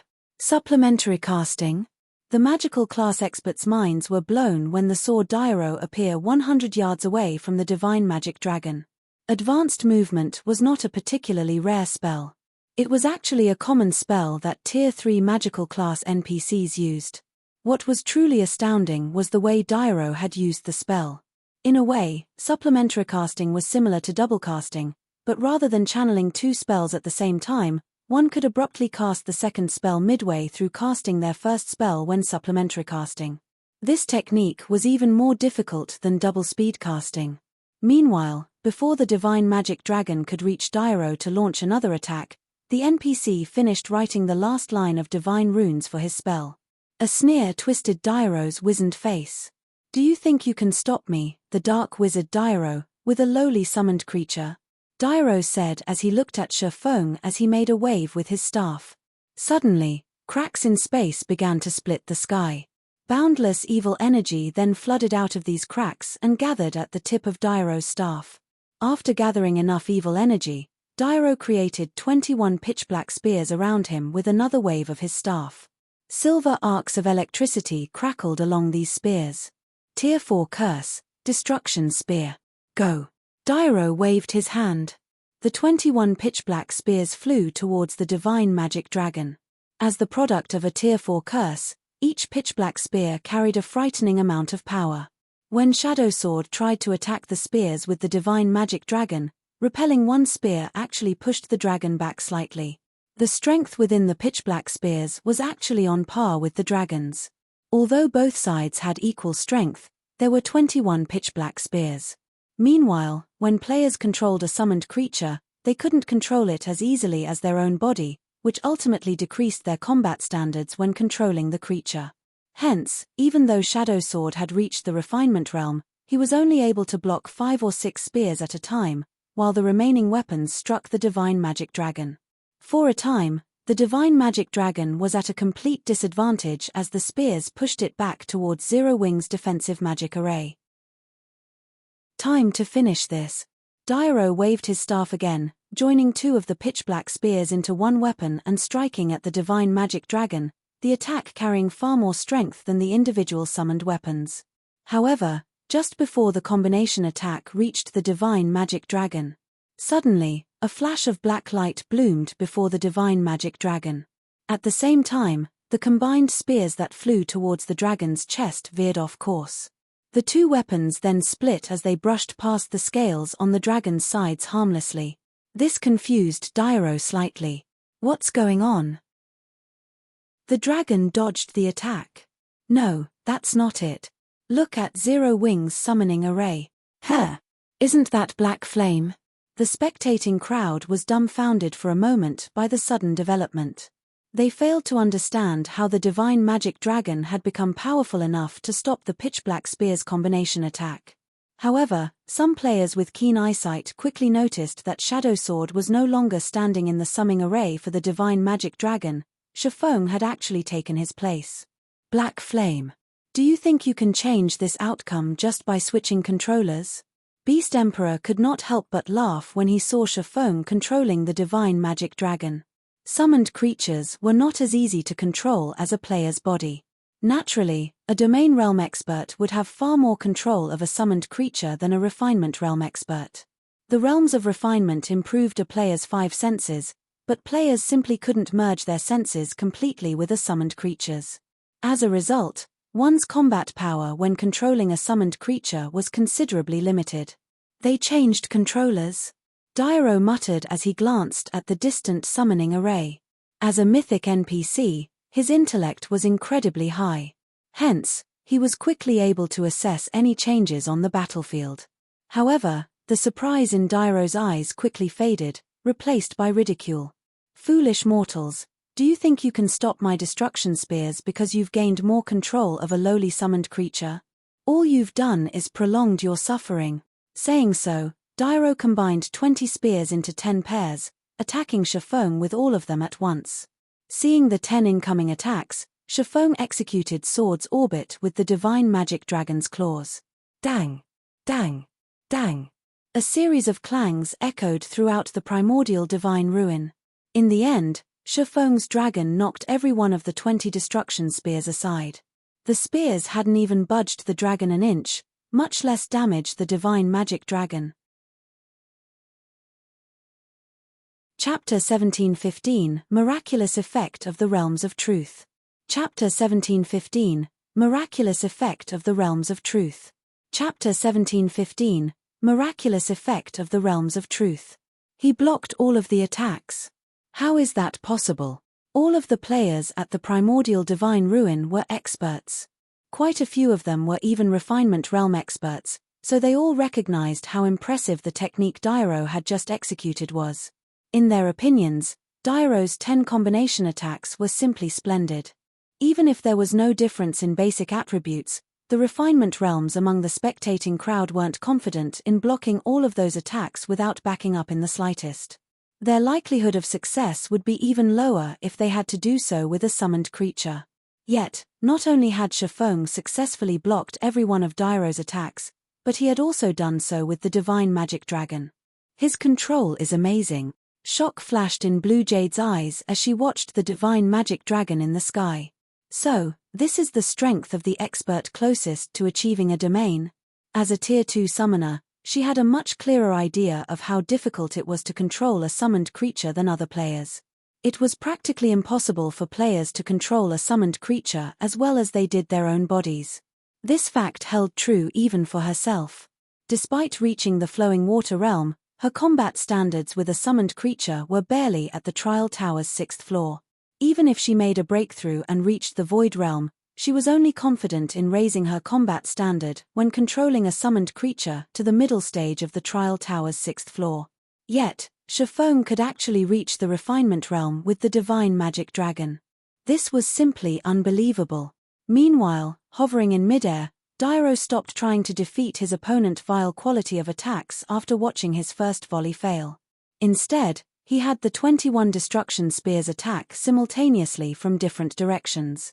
Suddenly, numerous streaks of pitch-black light threatened to devour the Divine Magic Dragon. This bastard! He was actually holding back against me. Shadow Sword tightly balled his fist, frustration filling his gaze as he watched the destruction spears dance in the air. When he had controlled the Divine Magic Dragon, Dairo's attacks with the destruction spears had been very straightforward. The NPC hadn't used any particular techniques. Now, however, the destruction spears moved in a coordinated and well-choreographed pattern. These movements were obviously the result of some sort of combat technique. Even if there weren't a difference between Shadow Sword and his opponent's attributes, he felt that he'd be lucky to block a handful of the spears if he tried to defend against the coordinated attacks personally. As the destruction spears were about to plow into the Divine Magic Dragon, Shifeng decided to charge forward, rather than retreat. He controlled the Divine Magic Dragon to fly headfirst into the approaching spears. What is he trying to do? Shifeng's actions dumbfounded the spectating crowd. Although the destruction spears couldn't kill the Divine Magic Dragon, if all 21 spears struck the summoned creature, the impact would certainly send it flying several hundred yards back. If that happened, Dairo would have plenty of opportunities to destroy Zero Wing's defensive magic array. However, as everyone assumed that Shifeng was trying to force his way through the attacks, the Divine Magic Dragon began to maneuver agilely around the spears and rapidly closed the distance between it and Dairo. Any destruction spear that came near the dragon either brushed past its scales, or the summoned creature battered it away with a claw. They couldn't actually hit the Divine Magic Dragon. If one wasn't paying attention, they might even assume that the destruction spears had actively avoided the dragon. Flowing Water Realm? Blue Jade could not help but rub her eyes as she watched the scene before her, unable to believe it. However, no matter how she looked at the situation, the Divine Magic Dragon's combat standard was definitely at the Flowing Water Realm. There was no other way it could block all of those spear attacks. However, the situation also left her confused. Just how did Shifeng accomplish such a feat? How could something like this be possible? They were talking about controlling a summoned creature here. Blue Jade wasn't the only one who was shocked. The many experts at the primordial divine ruin were similarly stupefied. Leaving aside Shifeng's personal combat standard, his control of summoned creatures could definitely rank at the very top of God's domain. So, this is the true benefit of the realms of truth. Shifeng, who evaded the relentless destruction spears, felt the true power of the realms of truth for the first time. Unlike the realms of refinement, the realms of truth focused on exerting the maximum potential of one's body, rather than the five senses. Hence, even when controlling the divine magic dragon, his performance in the realms of truth had reached the ascension realm. After deflecting the endless spear attacks for a short moment, the divine magic dragon Shifeng controlled arrived before Dairo. Shifeng then had the summoned creature slap at the NPC. However, Dairo was still a mythic NPC, and his reaction speed was extremely fast. Before the massive claw could reach him, he used advanced instantaneous movement and appeared 100 yards away from his original location. However, not wanting to give the NPC time to breathe, Shifeng charged forward once again. Suddenly, Dairo was at a disadvantage and had no choice but to evade Shifeng's attacks physically. While evading, Dairo continued to chant incantations and write divine runes. Although Shifeng realized what the NPC was doing, he couldn't do anything about it. 5 seconds. 10 seconds. 20 seconds. After chanting for a total of 24 seconds, Dairo abruptly stopped and sneered at the divine magic dragon before him. "Fall into eternal darkness," Dairo shouted before twirling the staff in his right hand. Suddenly, the sky darkened, and 36 gigantic magic arrays appeared around the divine magic dragon. Pitch-black chains then emerged from the magic arrays, binding the dragon. The chains then bound the divine magic dragon in a gigantic, pitch-black ball. Tier 4 Curse, Dark Prison. Although the divine magic dragon was powerful, not even a monster of its caliber would be able to struggle free from a Tier 4 Curse's restrictions. After all, a Tier 4 Curse had the power to rival Tier 5 spells. Crap. The divine magic dragon has been tied up. Shadow Sword's expression darkened when he saw Dairo fly towards Zero Wing's defensive magic array after casting the Tier 4 Curse. Although the movement-type defensive magic array was strong, it would only last a few hits from a Tier 4 NPC. Moreover, unlike monsters, a magical class NPC like Dairo would have an acute understanding of magic arrays. Breaking through a defensive magic array would be child's play for Dairo. Once the defensive magic array was gone, the remaining evil demons and evil beasts would be more than enough to annihilate Zero Wing's army several times over even if Dairo didn't get involved. Black Flame, your time is up. Beast Emperor revealed a victorious grin as he watched Dairo move closer to Zero Wing's defensive magic array. He had been slightly concerned that the divine magic dragon would be too much for Dairo to handle, but at the end of the day, a Tier 4 NPC was still a Tier 4 NPC. Although Dairo was no match for the divine magic dragon in a direct confrontation, he would have no trouble binding it for a short time, just long enough for Dairo to wipe out a bunch of Tier 2 players. This made Zero Wing's members in the defensive magic array nervous. Elsewhere, 2 mythic evil beasts had managed to force their way past Flying Shadow's divine magic dragon. The 2 mythic evil beasts then coordinated with Dairo. It was obvious that they planned to break through the defensive magic array with a single attack. The watching players could already picture the defensive magic array shattering under the 3 Tier 4 existences combined assault when Dairo and the 2 mythic evil beasts were less than 100 yards away from the barrier around Zero Wing's members. "It seems Zero Wing is doomed this time," Quiet Melody said, sighing. Although this battle had been a close one, Zero Wing still wasn't strong enough. She had never imagined that not only would Beast Emperor convince a Tier 4 NPC to take action for him, but that the NPC would also wield so many Tier 4 curses. So, this is the true strength of a Tier 4 NPC. Despite watching Dairo and the 2 evil Earth Dragons approach, Shifeng didn't reveal any signs of fear or despair. Instead, he quickly gave Shadow Sword control of the Divine Magic Dragon as he took out the Tier 4 domain scroll that he had obtained after killing the Tyrant's soul. When he activated the Tier 4 domain scroll, a blue light rippled away from him, extending to a 1,000-yard radius. Suddenly, all enemies within range of the domain skill were suppressed. Because of this, Dairo, who had already been suppressed by the Divine Magic Dragon's domain skill, lost even more attributes and reaction speed. Now, he only had 80% of his original basic attributes. Against a Tier 4 NPC like Dairo, the effects of the Tier 4 domain scroll were quite astonishing. Unfortunately, Dairo was still unstoppable for players. After activating the domain scroll, Shifeng took a summon guard scroll from his bag and summoned Anna. Why is the guild leader summoning his personal guard? Aqua Rose, Gentle Snow, and the Zero Wings' other members were confused to see Anna join the battlefield. They were no strangers to Anna. She, without a doubt, had the most frightening growth potential of any personal guard they had seen in the game. In one-on-one combat, she could even defeat opponents of a higher tier. However, Anna was only a Tier 2 NPC. Even if Dairo's attributes and reaction speed were suppressed, Anna still had no hope of taking him down. However, as Zero Wings members doubted Shifeng's sanity, Shifeng retrieved a crimson potion from his bag and handed it to Anna. After receiving the potion, Anna removed the lid on the bottle and drank it without hesitation. Players weren't the only ones who could use potions in God's domain. NPCs could as well. The crimson potion was none other than the Grandmaster-ranked growth potion Shifeng had obtained after killing Baphomet. When consumed, the potion would forcefully elevate the user by one tier. After consuming the potion, Anna's physique began to transform. The surrounding ambient mana flooded into her, and as it did, golden divine runes began to decorate Anna's body, adding a hint of holiness and beauty to her appearance. Anna's aura had also undergone a heaven-defying transformation. If her previous aura was like flowing water, her new aura felt like the endless ocean. If one paid close attention, they would notice that Anna was no longer a Tier 2 NPC, but a bona fide Tier 3 NPC. How is this possible? Even the various major powers and Beast Emperor had noticed Anna's transformation, let alone Zero Wings members.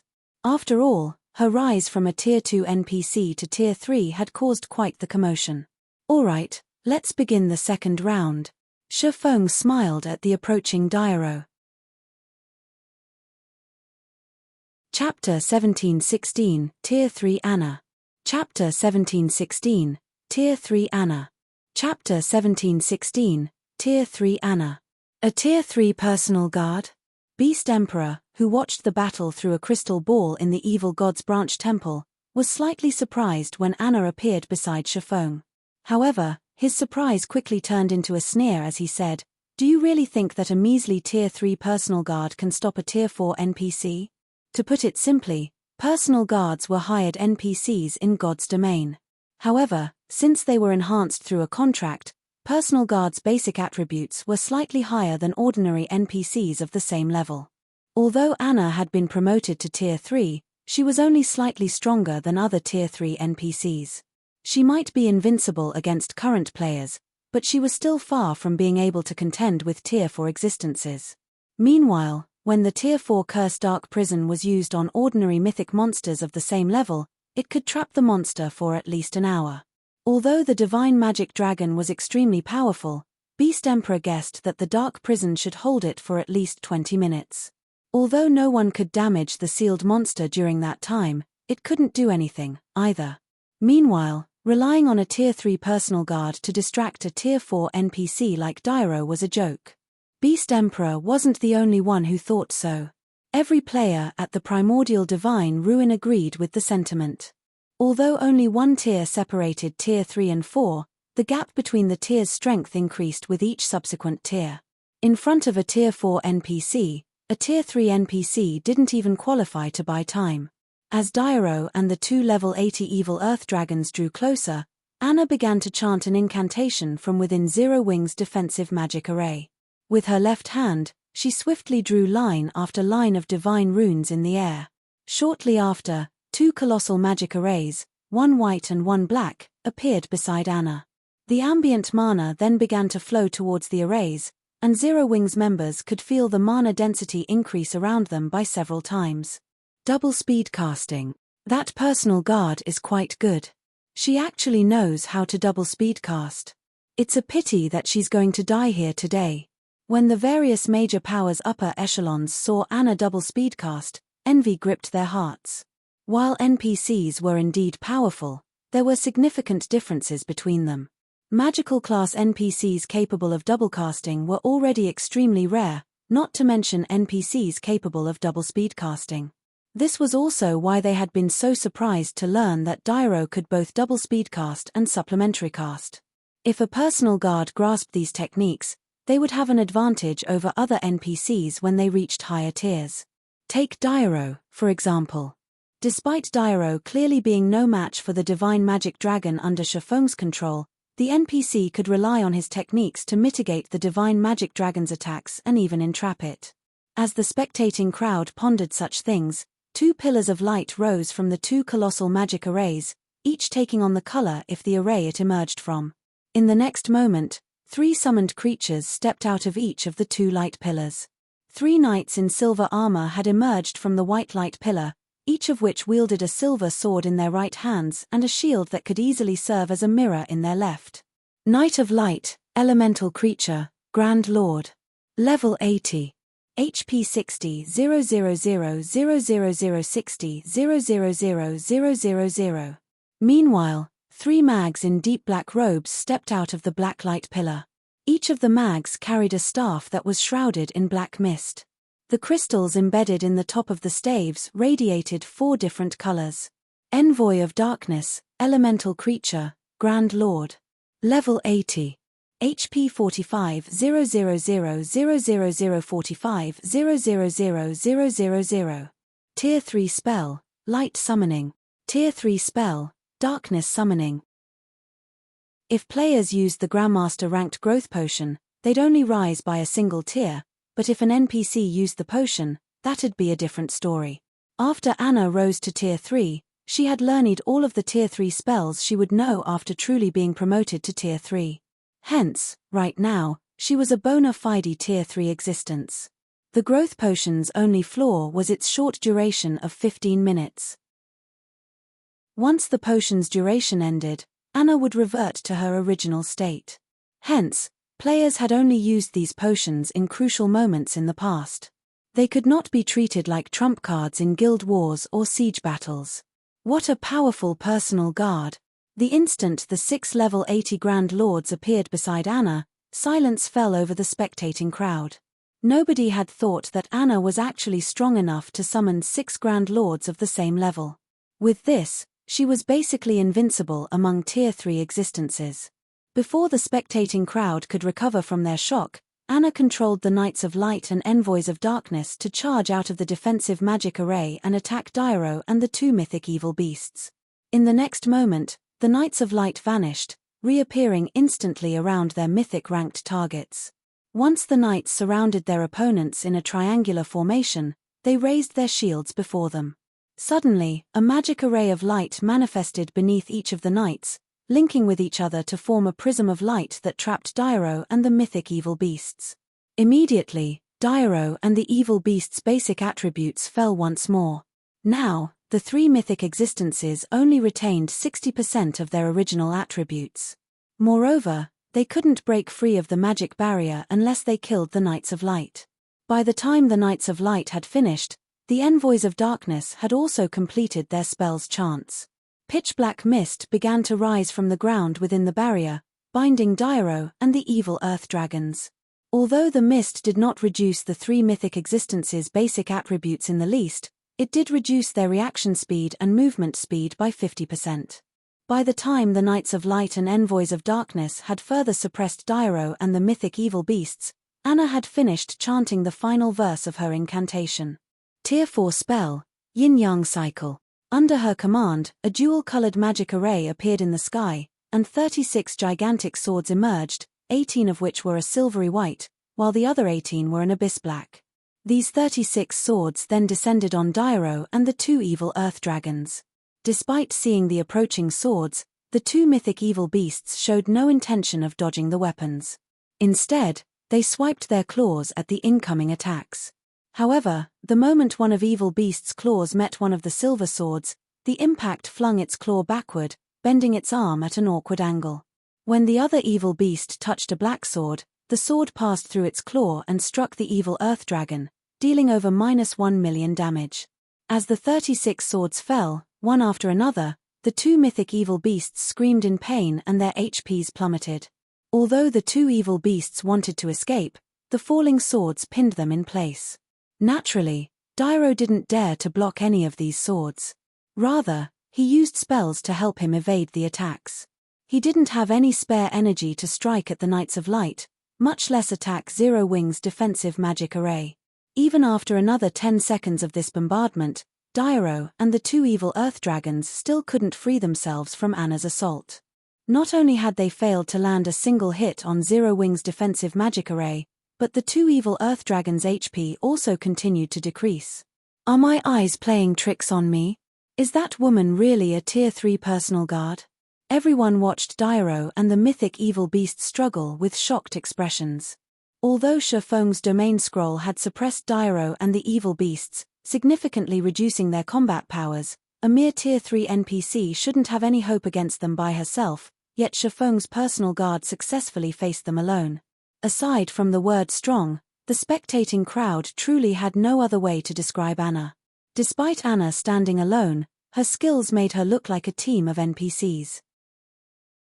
So, this is the strength of an epic personal guard?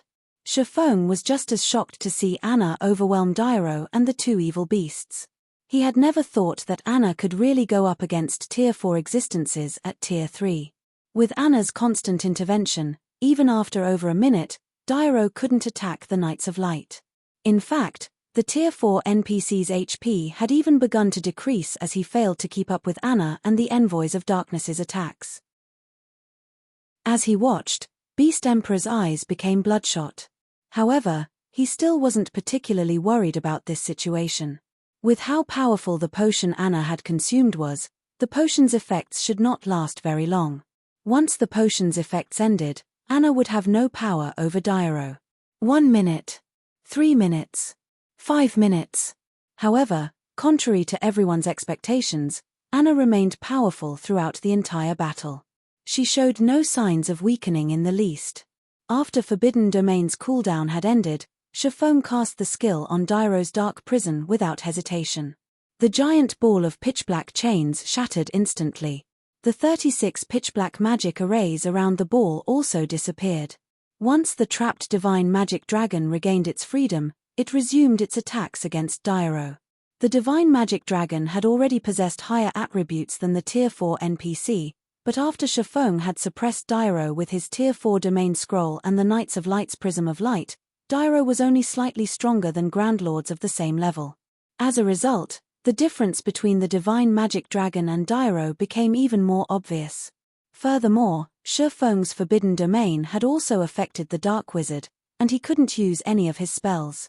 After freeing the trapped divine magic dragon, Shifeng quickly switched places with Shadow Sword again and controlled the summoned creature to swipe at Dyro with its claw. Boom! Since the mythic NPC couldn't use any of his spells, he had to rely on his physical prowess to block the attack. However, even though he had stopped the attack with his staff, Dyro's basic attributes were too much lower than the divine magic dragon's. As a result, he still took the full brunt of the attack and received over -2 million damage. To Dyro, whose maximum HP was only at 60 million right now, that blow had taken 1/30th of his HP. Taking advantage of Dyro's helplessness, Anna followed the divine magic dragon's attack with a Tier 4 spell, dealing over -7 million damage to the silenced NPC. While 60 million HP might seem like a lot to players, to the divine magic dragon and Anna, this much HP was nothing. After 6 seconds of constant struggle, Dyro eventually removed the silenced debuff. However, he only had 1/3 of his HP remaining by this point. To make matters worse, although Dyro could again defend himself with powerful spells, the massive difference in attributes between himself and the magic divine dragon was beyond the reach of spells. As a result, the enemy dragon broke through his defense, again and again, and his HP visibly decreased. Finally, When less than 1 minute remained on Anna's growth potion, Dairo's HP hit 0. The NPC elder then collapsed to the ground with a face of frustration and reluctance. Chapter 1717 Shocking Numerous Countries. Chapter 1717 Shocking Numerous Countries. Chapter 1717 Shocking Numerous Countries. As Dairo died, the dark grey evil energy consuming the sky above the primordial divine ruin faded. The land once again bathed in the sun's glaring rays. Many of Zero Wing's army abruptly leveled up as the Tier 4 NPC awarded more abundant EXP than any ordinary mythic monster. Unlike mythic monsters, the NPC dropped only 2 items when he had died. After these 2 items appeared, the evil energy surrounding the old man's body quickly dissipated, and shortly after, his body transformed into ash that scattered with the wind. He died. A Tier 4 NPC was killed, just like that. Everyone at the primordial divine ruin watched Dairo's disintegrating corpse in utter disbelief. After playing God's Domain for so long, everyone was terrifyingly familiar with the strength of Tier 4 NPCs. They were powerhouses that could guard and rule over major NPC cities. They were definitely invincible to current players. Yet, players had just slain one such NPC. This situation had overturned everything they thought they had known about God's Domain. How is this possible? That's a Tier 4 dark wizard we're talking about. Beast Emperor's countenance twisted as he stared at Dairo's corpse through the gigantic crystal ball in the Evil God's branch temple. He had spent nearly all of his Evil God's temple contribution points to get Dairo to participate in the battle. Aside from getting rid of Zero Wing, he also wanted to give the various superpowers a warning. He wanted everyone to know that the Orc Empire was his territory, yet both his main and side objectives had failed. Back on the battlefield, the players from the various major powers and adventurer teams weren't the only ones shocked by Dairo's death. Even Zero Wing's members stared at the NPC's corpse with dumbfounded expressions. "Did we succeed?" Aqua Rose muttered, finding what had just happened a little hard to believe. "Relax. He's dead. Although Tier 4 NPCs are powerful, they're not invincible. Everyone, continue killing the evil demons and evil beasts. The battle is not over yet," Shifeng said, chuckling. "Shadow Sword, come take back control over the dragon." While Tier 4 NPCs were very powerful, they were not insurmountable. As players reached higher levels and gained more strength, some would even take out the level 200 Tier 4 NPCs that protected major NPC cities, let alone a lowly level 80 Tier 4 NPC. Understood. Shadow Sword snapped out of his daze and nodded. Once Shadow Sword took control back, Shifeng activated Gale Domain, transforming into a blur as he dashed towards Dairo's ashes. NPCs like Dairo rarely dropped loot, which was why players weren't usually interested in killing God's Domain's NPCs. Not only were NPCs built to counter players, but they also didn't drop much loot even after they died. Normally, players wouldn't bother with such a thankless task unless they had no other choice. As for the Tier 4 NPCs that protected cities, they almost never dropped loot. And due to the city's magic arrays, these NPCs would command even more combat power. To make matters worse, if players killed a city's protector, the city's kingdom or empire would post a bounty on their head. If players had a working brain, they wouldn't provoke an NPC city's Tier 4 NPCs without a very good reason. However, in the rare event such NPCs dropped loot, the items would definitely be top tier. Although Shifeng didn't need to worry about anyone stealing Dairo's loot due to the evil beasts and demons on the battlefield, he thought it would be best to be safe, rather than sorry. On the off chance that some suicidal players decided to give it a go, reclaiming the loot would be troublesome. The 2 evil earth dragons were still trapped in the Knights of Light's Prism of Light, and Anna and the divine magic dragon had them thoroughly pinned down. This allowed Shifeng to reach Dairo's partly disintegrated corpse easily. After retrieving the 2 items the NPC had dropped, he immediately turned and fled back to the defensive magic array. When the major powers players saw this, their eyes became bloodshot with envy. That was a Tier 4 NPC's loot. Even if they didn't know what the items were exactly, due to how powerful Dairo had been, those items were guaranteed to be extraordinary. However, although they were jealous, none of them dared to take action. Whether the divine magic dragons or Anna's level 80 Knights of Light and Envoys of Darkness came after them, all of these beings were ridiculously powerful. Even if they charged onto the battlefield to steal the loot, they would simply add to these monsters' kill counts. Meanwhile, as the various superpowers upper echelons watched the two divine magic dragons battle, jealousy gripped their hearts. If Zero Wing could summon more divine magic dragons, then nobody in the Orc Empire could beat the guild, not even Beast Emperor. However, they also realized that even if Zero Wing could summon more of these dragons, it should only be able to do so a limited number of times.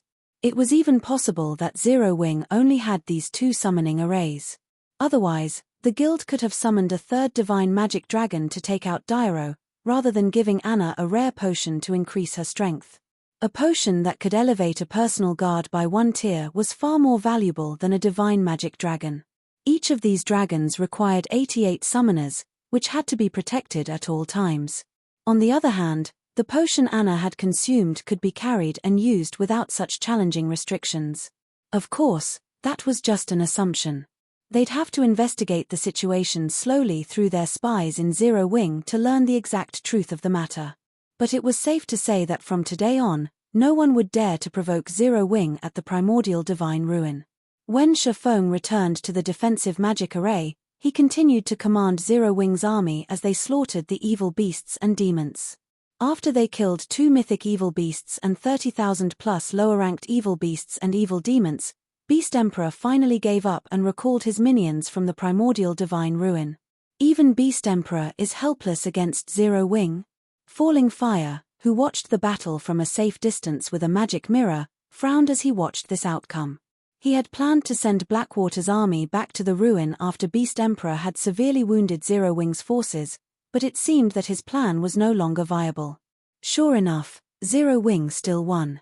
Amazing. This is simply amazing. Zero Wing actually forced back an army of 100,000 plus evil demons and evil beasts with a little over 1,000 players. With this, Beast Emperor has lost his position as the Orc Empire's overlord. The spectating crowd at the primordial divine ruin could not help but shudder with excitement as they watched the evil demons and evil beasts frantically flee. Zero Wing had come to the primordial divine ruin with fewer than 2,000 players, yet not only had it defeated Blackwater's 10,000-strong army, but it had also pushed back a force of 100,000 plus monsters. In the midst of the battle, Zero Wing had even killed a Tier 4 NPC and 2 Tier 4 evil beasts. The watching players finally understood just how powerful Zero Wing was. The various superpowers, in particular, felt a sliver of fear as they watched the guild. At the very least, they didn't want to make an enemy of Zero Wing within the Orc Empire's boundaries. After all, nobody could say for certain that Zero Wing couldn't summon more divine magic dragons. As the battle ended, news of Zero Wing's shocking victory at the primordial divine ruin quickly spread to the kingdoms and empires neighboring the Orc Empire. Meanwhile, this news didn't only reach the ears of the various large guilds as even ordinary players learned of the battle. The news had reached so many players because many of the players at the primordial divine ruin were from adventurer teams, as well. Many of these adventurer teams members began to upload the videos they had recorded of the battle to their respective countries' forums. Crap. Is this really a battle between players? Why does it feel more like a battle between NPCs? Quick, look. Isn't that a Tier 4 NPC? What? Zero Wing even managed to kill a Tier 4 NPC? Due to this masterpiece of a battle, Zero Wing's fame in the various kingdoms and empires rose significantly. Many players even began to consider joining Zero Wing. For a time, countless players swarmed towards White River City and Zero Wing City. Black Flame. Don't think that you've won the war just because you've won this battle. A cold glint flashed in Beast Emperor's eyes as he read the forum posts. Since you've severed one of my limbs, I'll make sure that Zero Wing never sets foot in the Orc Empire again. He admitted that his evil demon and evil beast army had been defeated, and the loss had been significant. However, he knew very well that the divine magic dragons were summoned creatures. They could only exist for a limited amount of time. Once that duration ended, he could simply send his minions back to the primordial divine ruin and slaughter Zero Wing's army. Even if Zero Wing could summon the divine magic dragons again, he could just order another retreat and attack at a later time. He had more than enough evil demons and evil beasts to bleed Zero Wing dry. Star Moon Kingdom, White River City. After seeing that the battle was over, Shifeng used a return scroll to return to White River City. However, Shifeng did not head directly to the War God's Temple.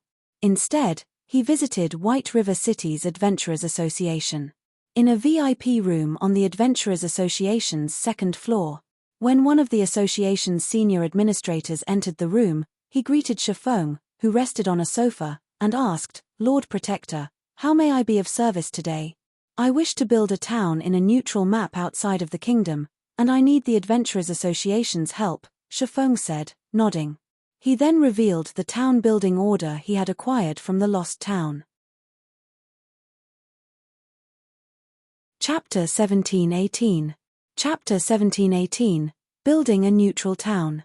Chapter 1718, Building a Neutral Town. Inside the luxurious VIP room, the NPC senior adopted a more respectful attitude towards Shifeng upon watching the swordsman pull a tattered piece of parchment from his bag and place it on the table.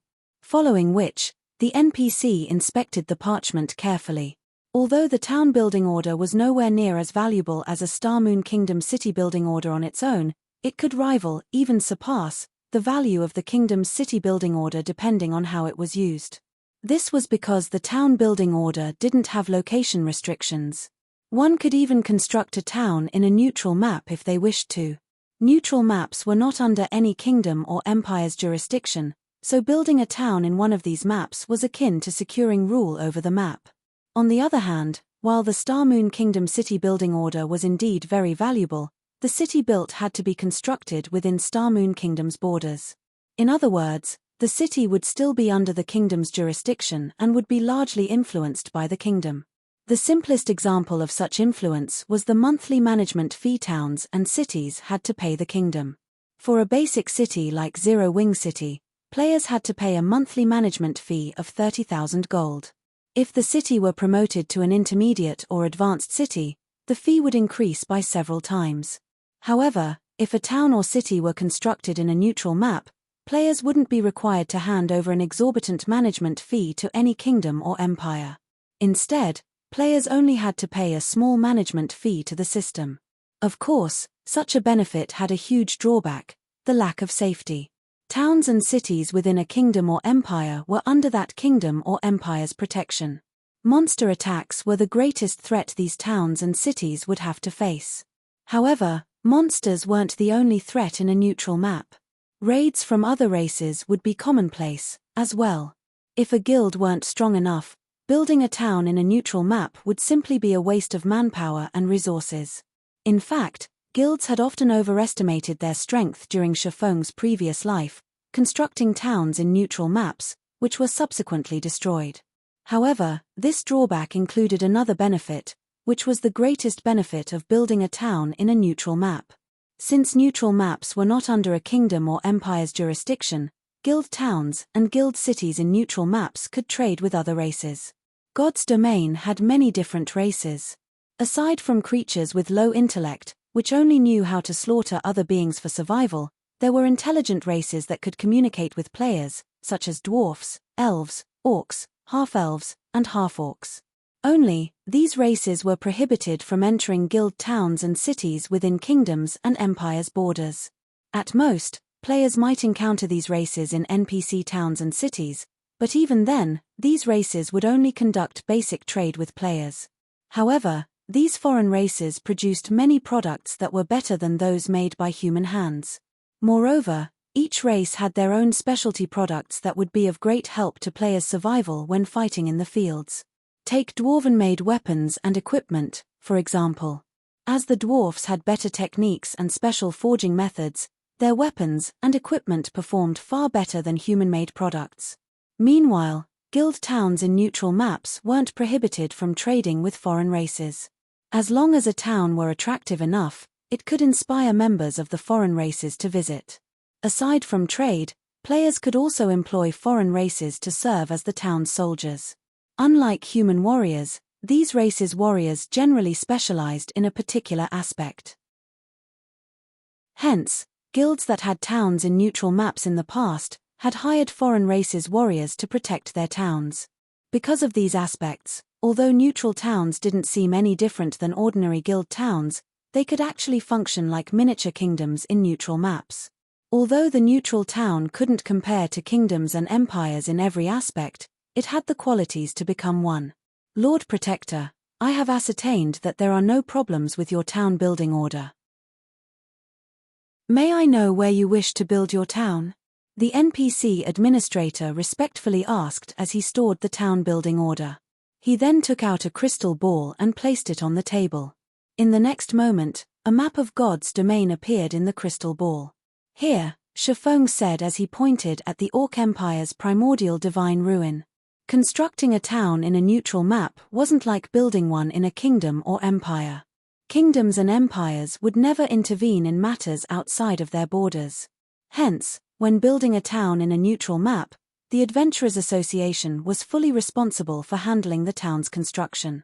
Lord Protector, this location is currently quite chaotic. The lowest level monsters nearby are above level 50. Orcs also wreak havoc in the area. If you wish to build a town there, it will be costly. The basic construction fees alone come to 40,000 gold. If you wish to employ guards, each level 100, Tier 1 adventurer will cost 3 gold per day, 10 gold per day for a Tier 2 adventurer, and 100 gold per day for a Tier 3 adventurer. You will also only be allowed to employ them for a maximum of 3 days. Do you wish to hire any guards? I'll hire 1,000 Tier 1 adventurers, 500 Tier 2 adventurers, and 20 Tier 3 adventurers for 3 days. This wasn't the first time Shifeng had built a neutral town, so the cost didn't particularly surprise him. While neutral maps were extremely dangerous, the profit one could obtain from them was immense. Hence, towns in neutral maps were only given 3-day protection periods.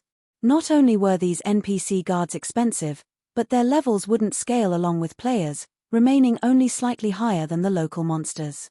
These NPC guards were mainly there to repel monster and foreign race assaults, not players. Zero Wing had recently earned a fortune from selling the equipment it had obtained after killing Heaven's Burial and Blackwater's members. It also had the profit from Stone Forest Town and Zero Wing City. However, since a large part of the money had to be invested in the guild's development, Zero Wing only had a little over 80,000 gold in the bank right now. The construction alone cost 40,000 gold, which was many times higher than building a town within Starmoon Kingdom. With how expensive the adventurers were, Shifeng didn't dare to hire too many at once. Furthermore, if a town wished to survive in a neutral map long-term, relying on temporary guards definitely wasn't a viable solution. Hence, the guild had to set some money aside to build static defenses in the town, as well. Alright. Your total bill comes to 70,000 gold. No discounts are available at this time, the NPC administrator said, nodding. Once you complete the payment, the Adventurers Association will send our people to the chosen location within 1 minute. It will take them roughly 20 minutes to complete the town's construction. 20 minutes. The senior administrator's explanation surprised Shifeng a little. He had never thought that the town's construction would take so long. When the Adventurers Association constructed a town in a nearby neutral map, it normally completed the construction within 10 minutes. Unlike cities, towns had fewer facilities and structures, after all. But his town required twice as long to construct. One could just imagine how dangerous the area around the primordial divine ruin was right now. However, Shifeng did not give the matter much thought. He handed 70,000 gold to the NPC and departed from the Adventurers Association. He then headed to the War God's Temple to earn himself some merit points. While Shifeng was on his way to the War God's Temple, he received a call from Aqua Rose. Guild leader, another problem has cropped up at the primordial divine ruin. As soon as we left the ruin, Beast Emperor sent his evil beasts and evil demons to surround the ruin again.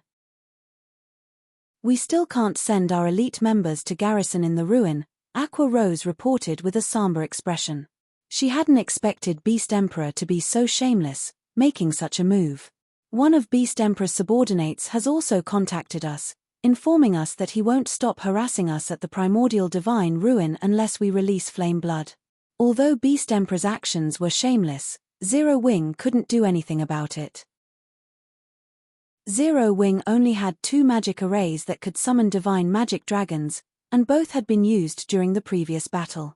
Now that Zero Wing had nothing to counter the evil beast and demon armies, sending in a player army would be suicidal. He's prepared to fight to the bitter end. Shifeng could not help but chuckle. Since that is the case, let him have his fun. We'll see how long he can continue his struggle. But what about Primordial City? Aqua Rose could tell that Shifeng was determined to destroy Beast Emperor thoroughly. However, Primordial City played a key role in helping Zero Wing's members reach Tier 2. Just ignore him, Shifeng said. For now, gather every architect in the Candlelight trading firm and have them gather in the guild residence. Then, contact Melancholic and tell her to prepare these materials for me. I'll need them in a moment. After saying so, Shifeng disconnected the call and quietly waited for his horse carriage to reach the War God's temple.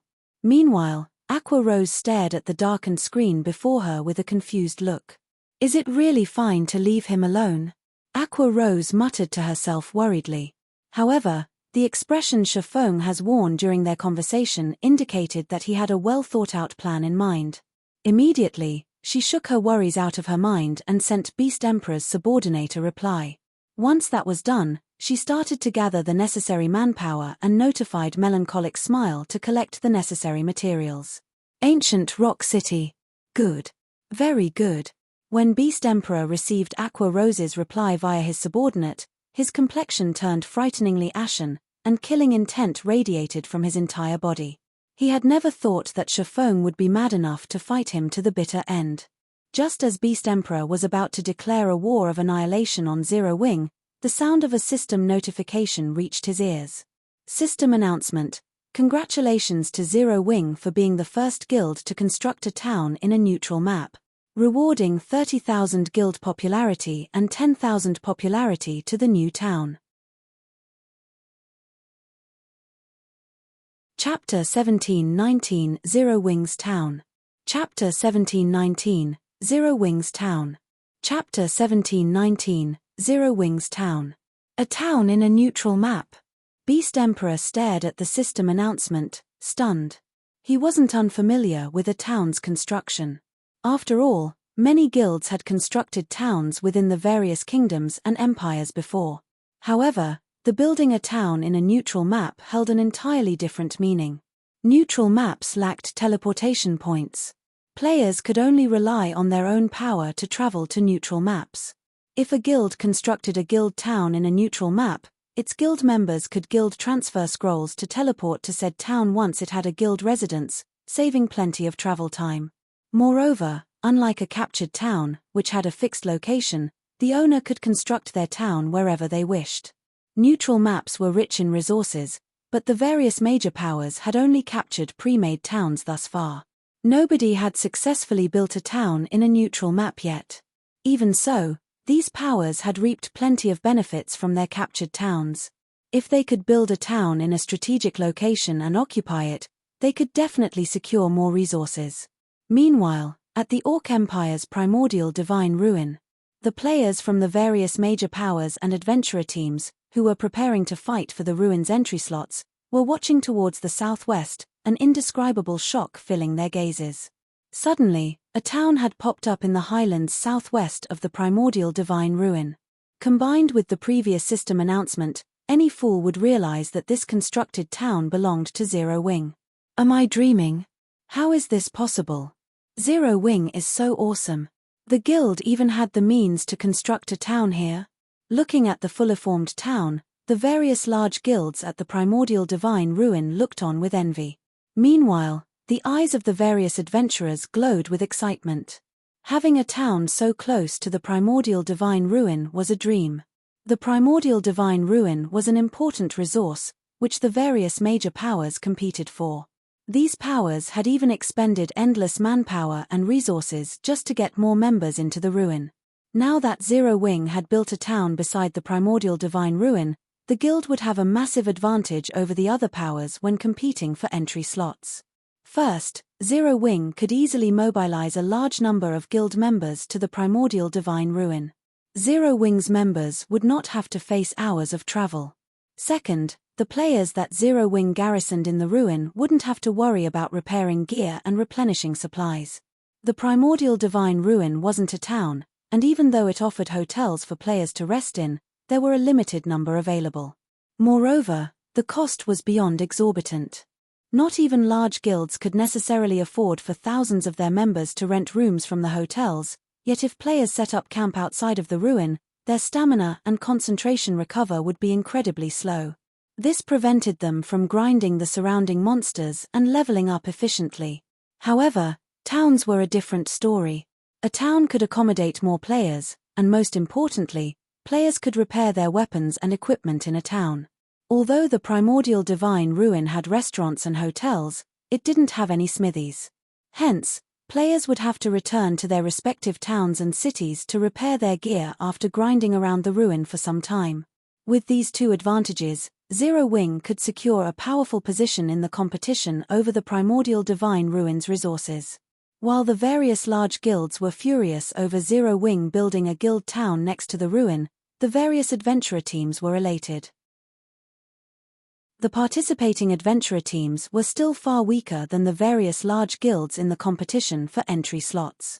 After all, unlike adventurer teams, the various large guilds had many members under their command and could afford to garrison their members in the primordial divine ruin in shifts without affecting their total combat power within the ruin. However, now that a town had been built next to the primordial divine ruin, the various adventurer teams could use it as a temporary base, staying close to the ruin long term. With this, the various adventurer teams could compete with the various large guilds on a more even playing field.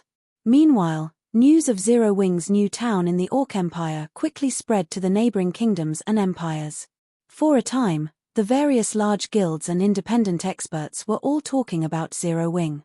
Zero Wing's rise is certain now. Not only does the guild have the advanced combat rooms and a guild city, but it also has built a town right beside the Orc Empire's primordial divine ruin. That's right. I heard that many independent experts have chosen to join Zero Wing to better develop themselves. Apparently, not only has the guild reserved specific advanced combat rooms for its members, but Zero Wing members can also learn the guild's combat techniques for a much lower price than non-guild players. I knew I should have joined Zero Wing earlier. Many independent experts from the various kingdoms and empires neighboring the Orc Empire were tempted to join Zero Wing after learning about the guild's latest achievement. They hadn't known much about Zero Wing previously, and those that had known hadn't had a particularly optimistic view of the guild. However, that had all changed after the guild's overwhelming victory against Blackwater and Beast Emperor. Now that Zero Wing had constructed a guild town beside the primordial divine ruin, even a fool could tell that the guild had a very high chance of becoming a super first-rate guild in the future. Many expert players targeted super first-rate guilds. If one could become an internal member of such an organization, they'd be able to live a life free of worry in the real world. However, super first-rate guilds had plenty of expert players, and only a limited number of people could become internal members. Hence, the competition within super first-rate guilds was intense. However, if players joined a guild that had the potential to become a super first-rate guild, even if they were only ordinary experts, they still had a high chance of becoming an internal member. Thinking about the potential benefits, many of the various kingdoms and empires' experts hurried toward Star Moon Kingdom. For a time, more players gathered before Zero Wing's residence in White River City and Zero Wing City, allowing the guild to recruit another large batch of elite and expert players. Meanwhile, when Aqua Rose, who was gathering the architects Shafong had requested, found out about Zero Wing's new town, realization dawned on her. She was also instantly overjoyed. Now that Zero Wing had a guild town beside the primordial divine ruin, the guild would have a much easier time collecting combat techniques and entering Primordial City. Most importantly, the town would bring in a massive amount of income for Zero Wing. Nowadays, a large number of players grinded and leveling in the Orc Empire. All of these players were elites and experts from the various kingdoms and empires, and they all had plenty of resources. Meanwhile, there were only a few guild towns in the Orc Empire. Furthermore, ancient rock city, which had been a hub for players, had become an evil demon nest. This further limited the number of rest areas for players. Now that a new guild town had popped up beside the primordial divine ruin, tons of expert and elite players would swarm the town, giving Zero Wing access to all sorts of rare resources. The guild's new town would likely be even more profitable than Stone Forest Town, and for Zero Wing's members, this was a golden opportunity to visit the Orc Empire to grind. Their leveling efficiency in the neutral map would definitely be faster than grinding in Starmoon Kingdom. Meanwhile, Shafong, who sat in an advanced horse carriage as he headed towards White River City's War God's Temple, remained wholly ignorant of the commotion Zero Wing's new town had caused. All he knew was that his new town's construction had been completed. The system had also notified him that he needed to inspect the town and complete the handover procedures. However, Shafong wasn't focused on his newest town, but on the contents of his bag. While he had been embroiled in battle, he hadn't had the chance to inspect his harvest. Now that things had settled down, he had to go through the items. After all, he had obtained much from the battle at the primordial divine ruin. Not only had Zero Wing's army killed a large number of Blackwater experts, but it had also taken down 2 mythic evil beasts and a mythic ranked NPC. Among the top-tier equipment Blackwater's experts had dropped, the best had to be the magic weapon from Singular Burial. The magic weapon was a longbow called Firmament Striker. Magic weapons were even rarer than epic weapons. They were also much stronger than epic weapons. Unfortunately, wielding a magic weapon came with some severe risks. The 2 mythic ranked evil beasts had also dropped splendid items. The monsters had dropped a growth-type epic ranked mage robe and an evil energy potion recipe, an advanced alchemy recipe. The evil energy potion was a precious potion that when consumed, increases players' strength attribute by 15% and gave its user a certain amount of evil energy resistance for 2 hours. Naturally, the potion's main material was evil energy crystals. However, these items did little to hold Shafong's attention as he was most eager to find out what the mythic NPC, Dyro, had dropped. Mythic NPCs rarely dropped items, but when they did, the items were definitely top tier. Following which, Shafong retrieved the 2 items Dyro had dropped from his bag. He then appraised them with omniscient eyes. Chapter 1720 Evil God's Inheritance. Chapter 1720 Evil God's Inheritance. Chapter 1720 Evil God's Inheritance. When Shafong started appraising the 2 items Dyro dropped, the mana density inside the closed carriage rapidly increased. Like 2 hungry beasts that had just woken up, the 2 items absorbed the ambient mana around them ravenously. This situation surprised Shafong somewhat. He had never thought that the 2 items Dyro dropped would be so amazing. Right now, the mana density in the carriage was slightly above even that of Stone Forest Town. The mana absorption process eventually stopped after about 10 seconds. The situation inside the carriage then quickly reverted to its original state. Previously, the 2 items Shafong obtained had been sealed, which gave them the appearance of purplish gold crystal balls and made it impossible to discern their identity. In fact, the only information Shafong got when he tried inspecting the items was their name-sealed crystal ball and nothing else. Meanwhile, upon seeing the 2 unsealed items, Shafong could not help but be stunned.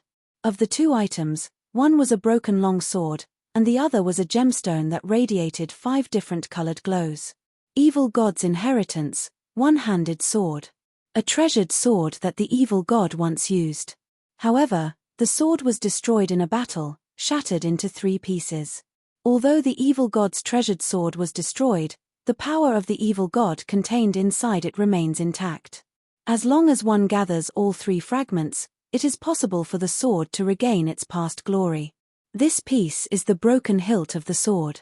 By permanently sacrificing 10 points of all attributes, the user may execute 1 slash with the sword. Although this sword has been severely damaged, it can still exert 1/10 of its original power. When this fragment is within 1,000 yards of other fragments, the fragments will resonate with each other. Drops upon death. Cannot be traded. Limit gemstone, epic consumable. Can be embedded into a weapon or equipment to permanently improve it. Can be used on only epic ranked items or below. Shifeng shuddered involuntarily as he looked at the descriptions of these two items, his eyes glowing with excitement. Although he had long since known that the loot of a Tier 4 NPC would be extraordinary and certainly superior to epic items, he had never imagined that Dairo would drop these two items. The evil god's inheritance was a weapon the evil god had used frequently when it was still intact. In its complete form, it should be a legendary weapon at the very least. Although he had only a fragment of the weapon, it could lead to obtaining a real legendary weapon. Its value was definitely higher than that of a fragmented legendary weapon. After all, legendary items were exceedingly rare in God's domain, and every one of them had extraordinary origins. Not to mention, most of the clues players found that were related to legendary items were usually fake. Meanwhile, the most valuable aspect about the evil god's inheritance was the fact that it could be used. Even though it was capable of exerting only 10% of its original power, that was 10% of a legendary weapon's power, not something a fragmented legendary weapon could hope to compare to. Only, the price to use the weapon was a little steep. Let alone other players, even Shifeng would feel a sting if he had to pay 10 points in all attributes just to swing the weapon once. As for the other item Dairo dropped, it was something Shifeng had only ever heard about before. During his previous life, the Limit Gemstone had appeared in an auction hosted by a super guild. However, the Limit Gemstone sold back then wasn't supplied by the hosting super guild. Instead, it was an item some other player had put up for trade. When this item appeared during the bartering session of the auction, it had immediately caused an uproar at the auction venue. After all, the best weapon and equipment that peak experts could get their hands on back then were only epic rank. Fragmented legendary items were still far out of their reach. Hence, to them, an item capable of improving epic weapons and equipment was far more valuable than even epic weapons. In the end, the Limit Gemstone had been traded for 1 epic weapon and 3 pieces of top-tier dark gold equipment of that time. Back then, nobody had a strong opinion on this price. It was neither too expensive nor too cheap. Only sometime later did everyone find out that the buyer of the Limit Gemstone had ended up making a huge profit. The Limit Gemstone turned out to be even more amazing than everyone thought it to be. Just like its name implied, it improved a weapon or equipment to its maximum limit, not just slightly.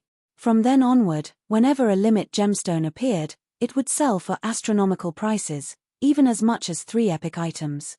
Back then, however, Shifeng was only qualified to use the Limit Gemstone as a topic of conversation. Actually owning one had been far beyond him. He never dreamed that he would obtain one himself in this life. It can upgrade only weapons and equipment at the epic rank or below.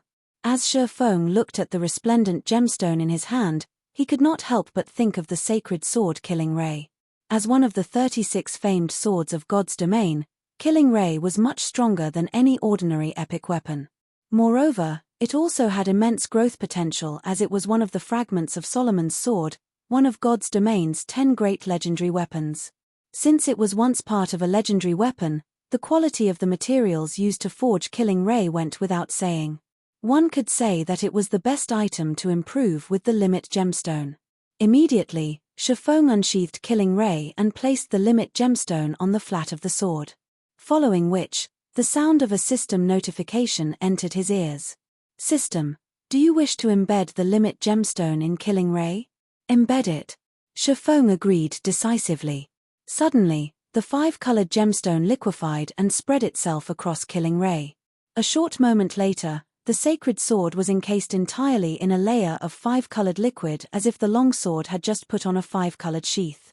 Following which, the glow from the 5-colored liquid intensified, so much so that Shifeng couldn't look at the sword directly.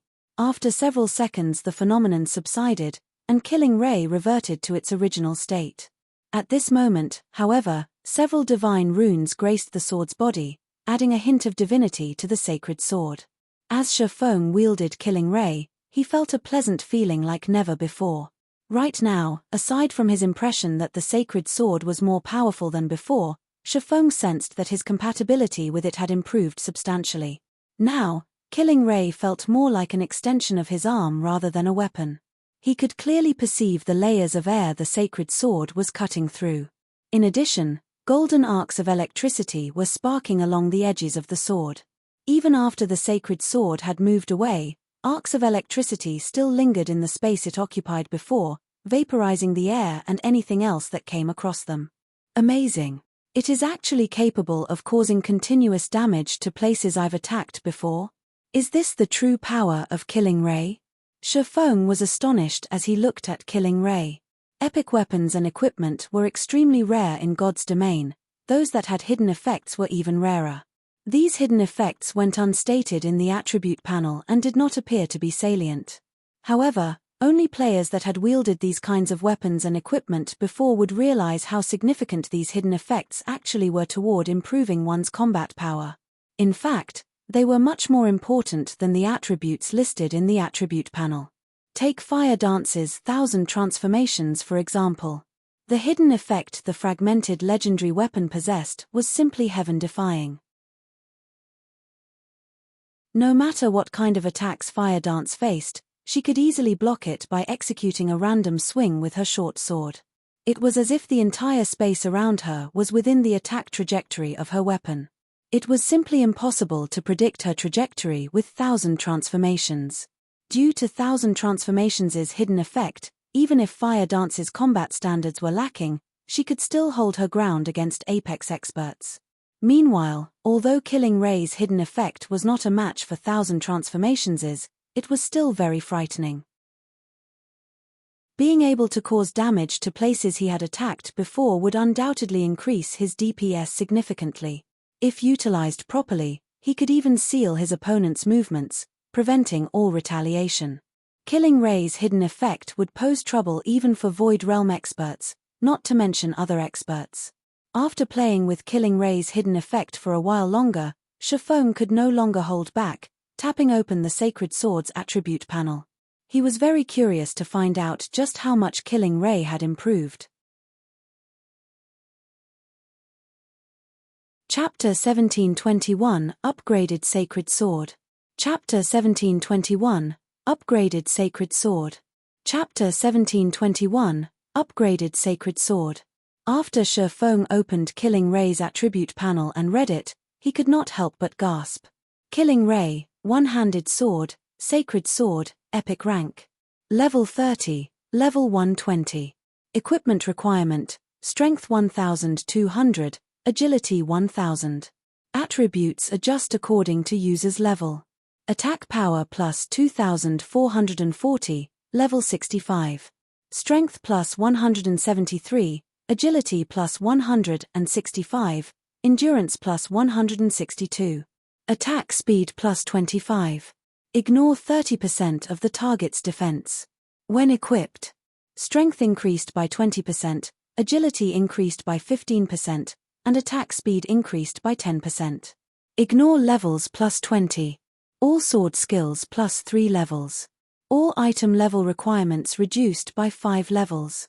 Attacks have a 40% chance to trigger the lightning effect, increasing initial attack speed to 50% of the maximum and damage by 260%. Additional skill 1 dash. Summon Lightning. Summons lightning to deal 600% lightning damage to enemies within a range of 20 yards and inflict the numb effect for 5 seconds. Afterward, attack range increased by 20 yards for 30 seconds. Cooldown, 5 minutes. Additional skill 2 dash. Thunder God's Descent. Become immune to all control skills. Movement speed and attack speed increased by 150%, damage increased by 50%, and all damage received decreased by 60% for 30 seconds. Cooldown, 1 hour. Additional skill 3 dash. Lightning Slash. Imbue the power of lightning on the body of the sword, increasing strength by 330% and attack speed by 100% to execute a frontal attack that covers an area of 3 by 80 yards. Cooldown, 15 minutes. A sacred sword created by the Godsmith Arnold using a piece of mysterious sword fragment. Killing Ray is one of the 36 famed swords of God's domain, ranking 20th. It was once a sword used by the Thunder Emperor Kaiser. Allows the wielder to have the speed of lightning. When fighting against dark creatures, damage increased by 100%. Can be evolved. Cannot be destroyed. For a moment, Shifeng even suspected that his eyes were playing tricks on him. Not only had Killing Ray's equipment requirement increased by a significant margin, but even its attack power had risen drastically. At level 65, its attack power already exceeded 2,400, close to rivaling the attack power of an epic two-handed weapon of the same level. Originally, Killing Ray was already a top-tier epic weapon. After being upgraded by the Limit Gemstone, its basic attributes had improved by 20%. Even the other effects were 5% better. The weapon's skills had also been strengthened to a certain degree, and there was even the addition of a new skill, Lightning Slash. Although Lightning Slash did not deal a lot of damage, the increase in strength it provided was crucial to expert players because higher strength allowed players to suppress their opponent and create gaps to land a fatal blow. With my current attack power, I can most likely break through even a Tier 2 MT's defense. Shifeng was startled as he looked at his own statistics. In God's domain, even if players landed a direct hit on another player's body, their target's defense would weaken their attacks, preventing 100% damage dealing. To deal 100% damage with an attack, a player would have to overcome their opponent's defense limit, which was determined by a player's defense value and armor type. Even at the same defense value, different armor types would grant different defense limits. For example, at the same defense value, the defense limit of plate armor would greatly exceed that of cloth armor. However, once a player's strength and attack power reached a certain measure, they could break through even an MT's defense limit and deal 100% damage with their attacks. After achieving such a measure of strength and attack power, what kind of armor one's opponent wore would no longer matter. Just as Shifeng was getting a feel for Killing Ray's newfound power, the advanced horse carriage he was riding finally arrived at the entrance of the War God's Temple. Currently, the War God's Temple was as lively as ever. The number of players visiting the temple was not the slightest bit lower than that of the city's auction house and of the Adventurers Association. However, in Shifeng's opinion, the traffic at the War God's Temple was still relatively low. The War God's Temple was the protector of the entire continent of God's domain. As players reached higher levels, they would come across the dark forces, such as demons, evil demons, and abyssal creatures, more frequently.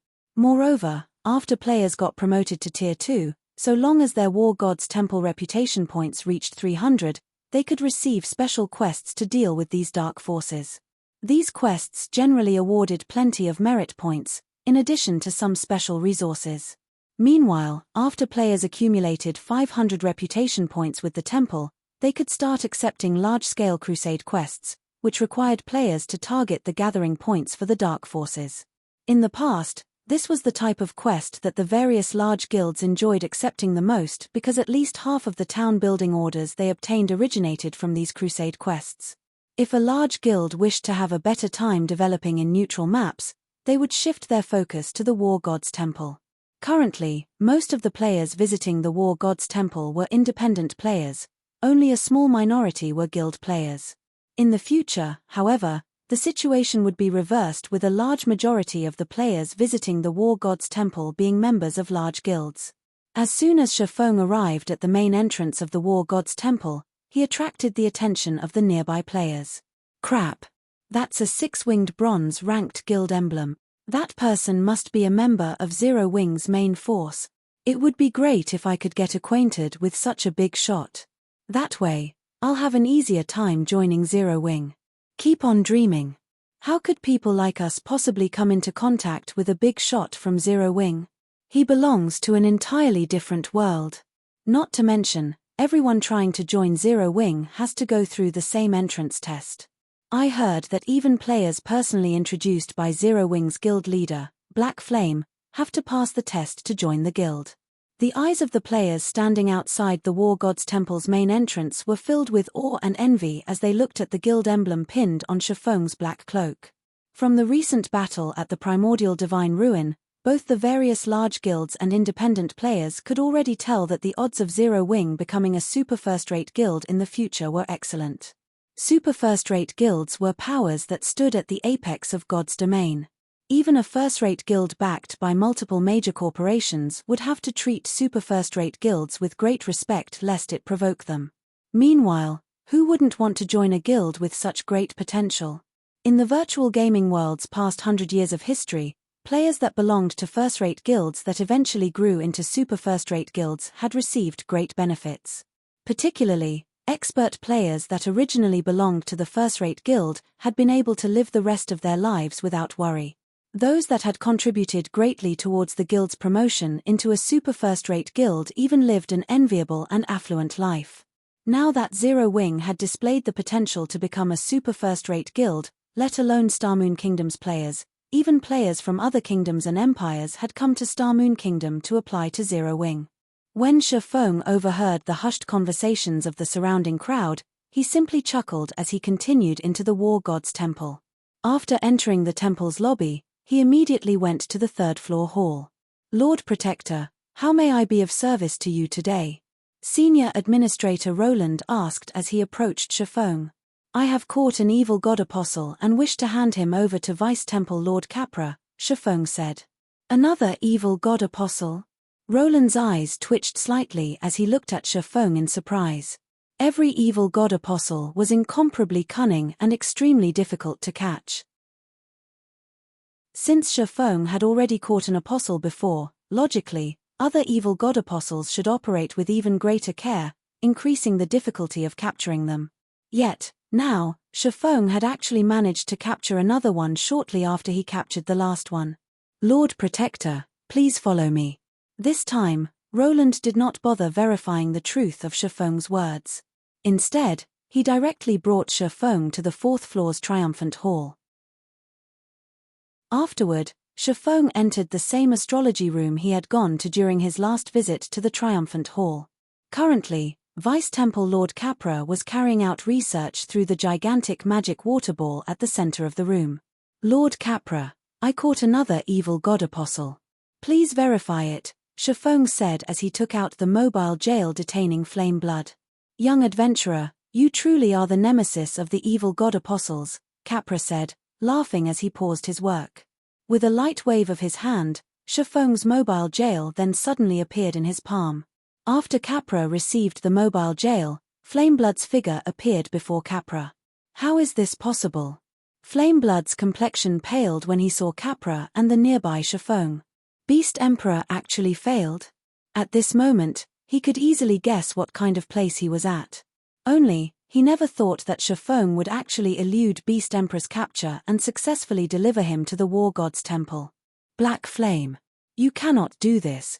If you hand me over to the War God's temple, Beast Emperor definitely won't let you get away," Flame Blood shouted as he glared at Shifeng. Right now, he was pinning all his hopes on Beast Emperor's deterrence.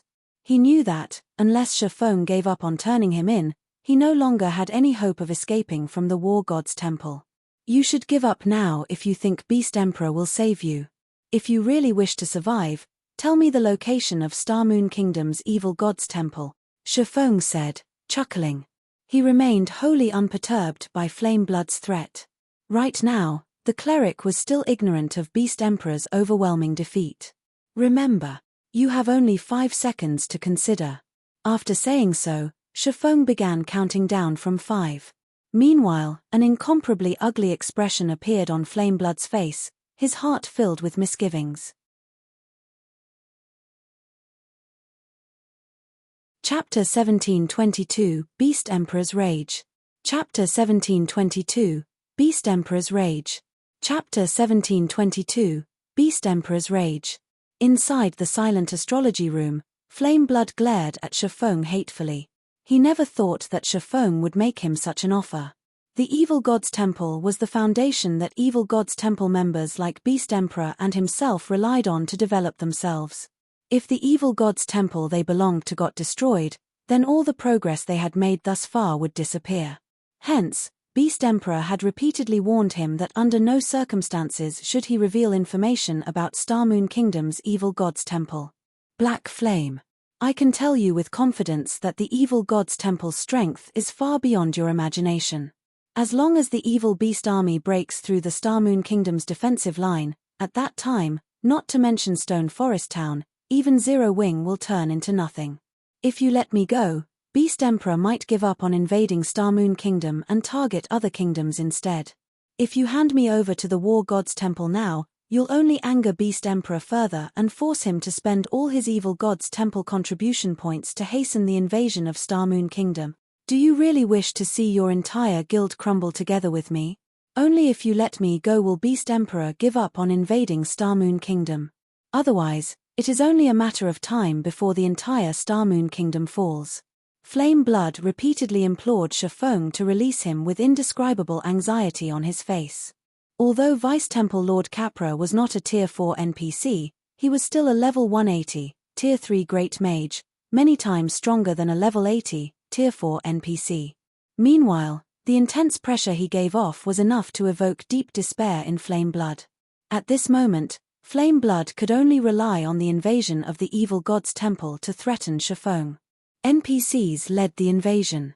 The quantity and quality of evil beasts and evil demons participating in it were also far beyond what any single Evil God's Temple player could control. Current players simply had no chance of stopping the invasion. At this time, there were only two viable methods to do so. The first was to have Beast Emperor put a halt to the invasion of Star Moon Kingdom. The second was to destroy Star Moon Kingdom's Evil God's Temple. The location of the Evil God's Temple was of utmost importance to Evil God's Temple members. Before Flame Blood was officially made into an Evil God Apostle, Beast Emperor had made him sign a contract preventing him from revealing any details about the temple. If he violated the terms of the contract, he would suffer a fate even worse than getting sent to the War God's Temple. Meanwhile, if he refused to reveal the location of Star Moon Kingdom's Evil God's Temple, then he had only one other method to stop Shifeng from turning him in to the War God's Temple, and that was to have Beast Emperor stop the invasion of Star Moon Kingdom.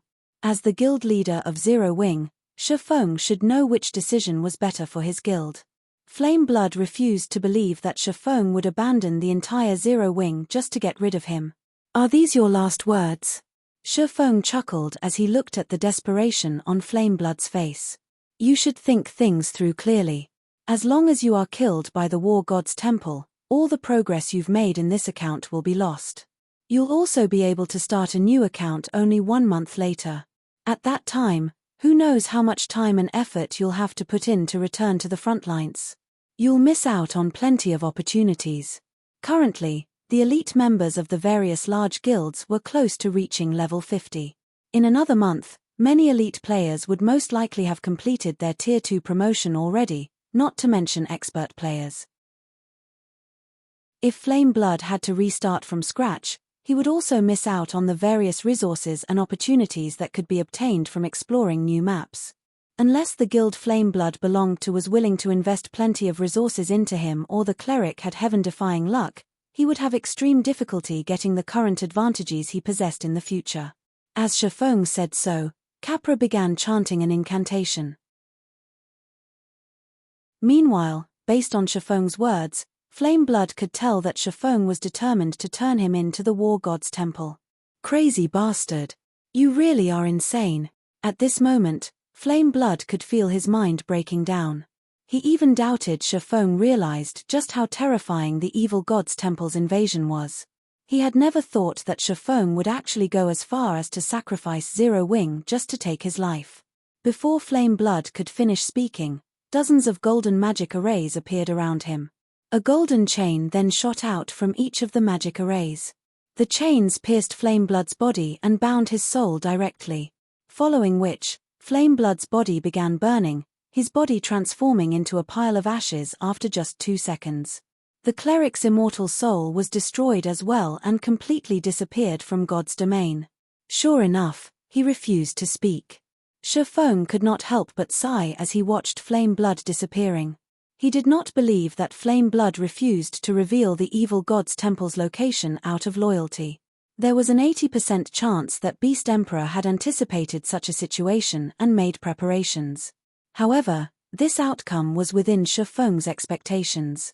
The Evil God's Temple was the foundation of Evil God's Temple members. Without the Evil God's Temple, Beast Emperor would lose the authority he had in Star Moon Kingdom.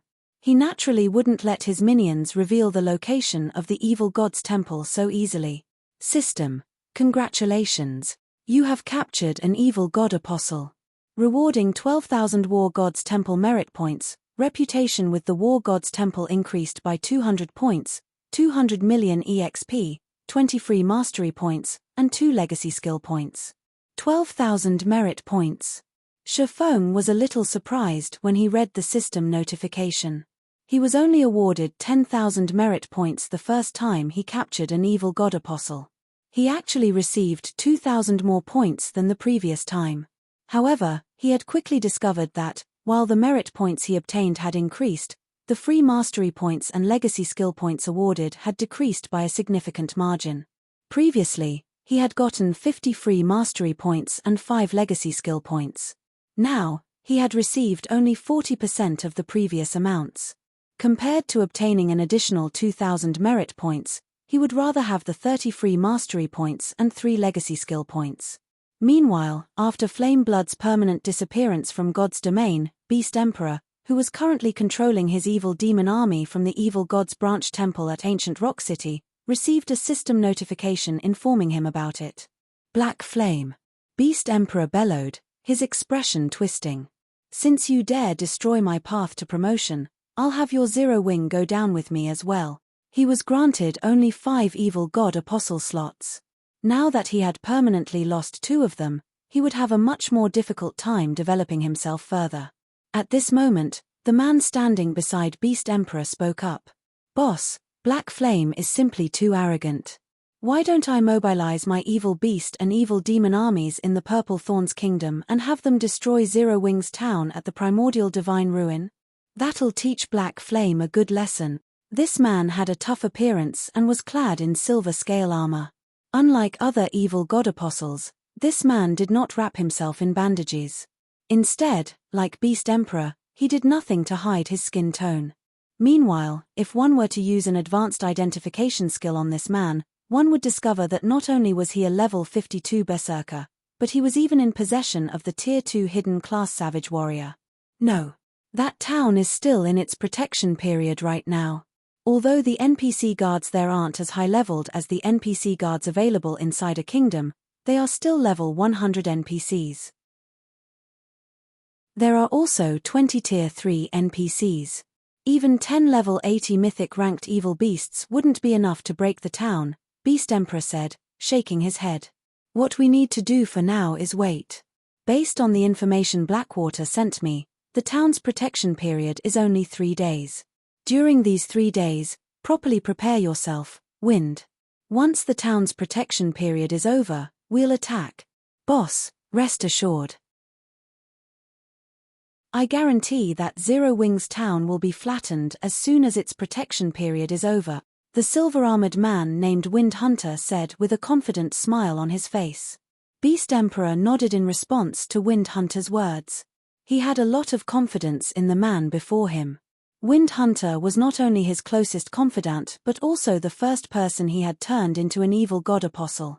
Contrary to everyone's expectations, Starmoon Kingdom wasn't Beast Emperor's main headquarters, which was actually the Purple Thorns Kingdom. Wind Hunter had been operating in the Purple Thorns Kingdom for a very long time already, building up a foundation for himself that simply wasn't something newly minted evil god apostles like Abandoned Wave and Flameblood could hope to compare to. Meanwhile, back inside the astrology room in the War God's Temple, Shifeng had realigned his thoughts. Although he had failed to obtain the location of Starmoon Kingdom's evil god's temple, he still managed to garner some information regarding the invasion of Starmoon Kingdom, which was the fact that Beast Emperor first needed to have enough evil god's temple contribution points to advance the invasion. Without sufficient contribution points, the invasion would have no way of breaking through the kingdom's defensive line. To Shifeng, this was undoubtedly good news. At the very least, he would not have to worry about the invasion progressing into the kingdom anytime soon. After all, Beast Emperor should have spent a lot of his contribution points on the previous battle at the primordial divine ruin. Shifeng refused to believe that Beast Emperor had managed to get a Tier 4 NPC to take action for free. With this knowledge in mind, what he needed to do now was strengthen himself as quickly as possible and find the location of the evil god's temple. Following which, Shifeng approached Capra and asked, Lord Capra, I have an evil god's eye here. May I know if the War God's Temple is able to repair it for me? You're tuning in to the Celestial War YouTube channel.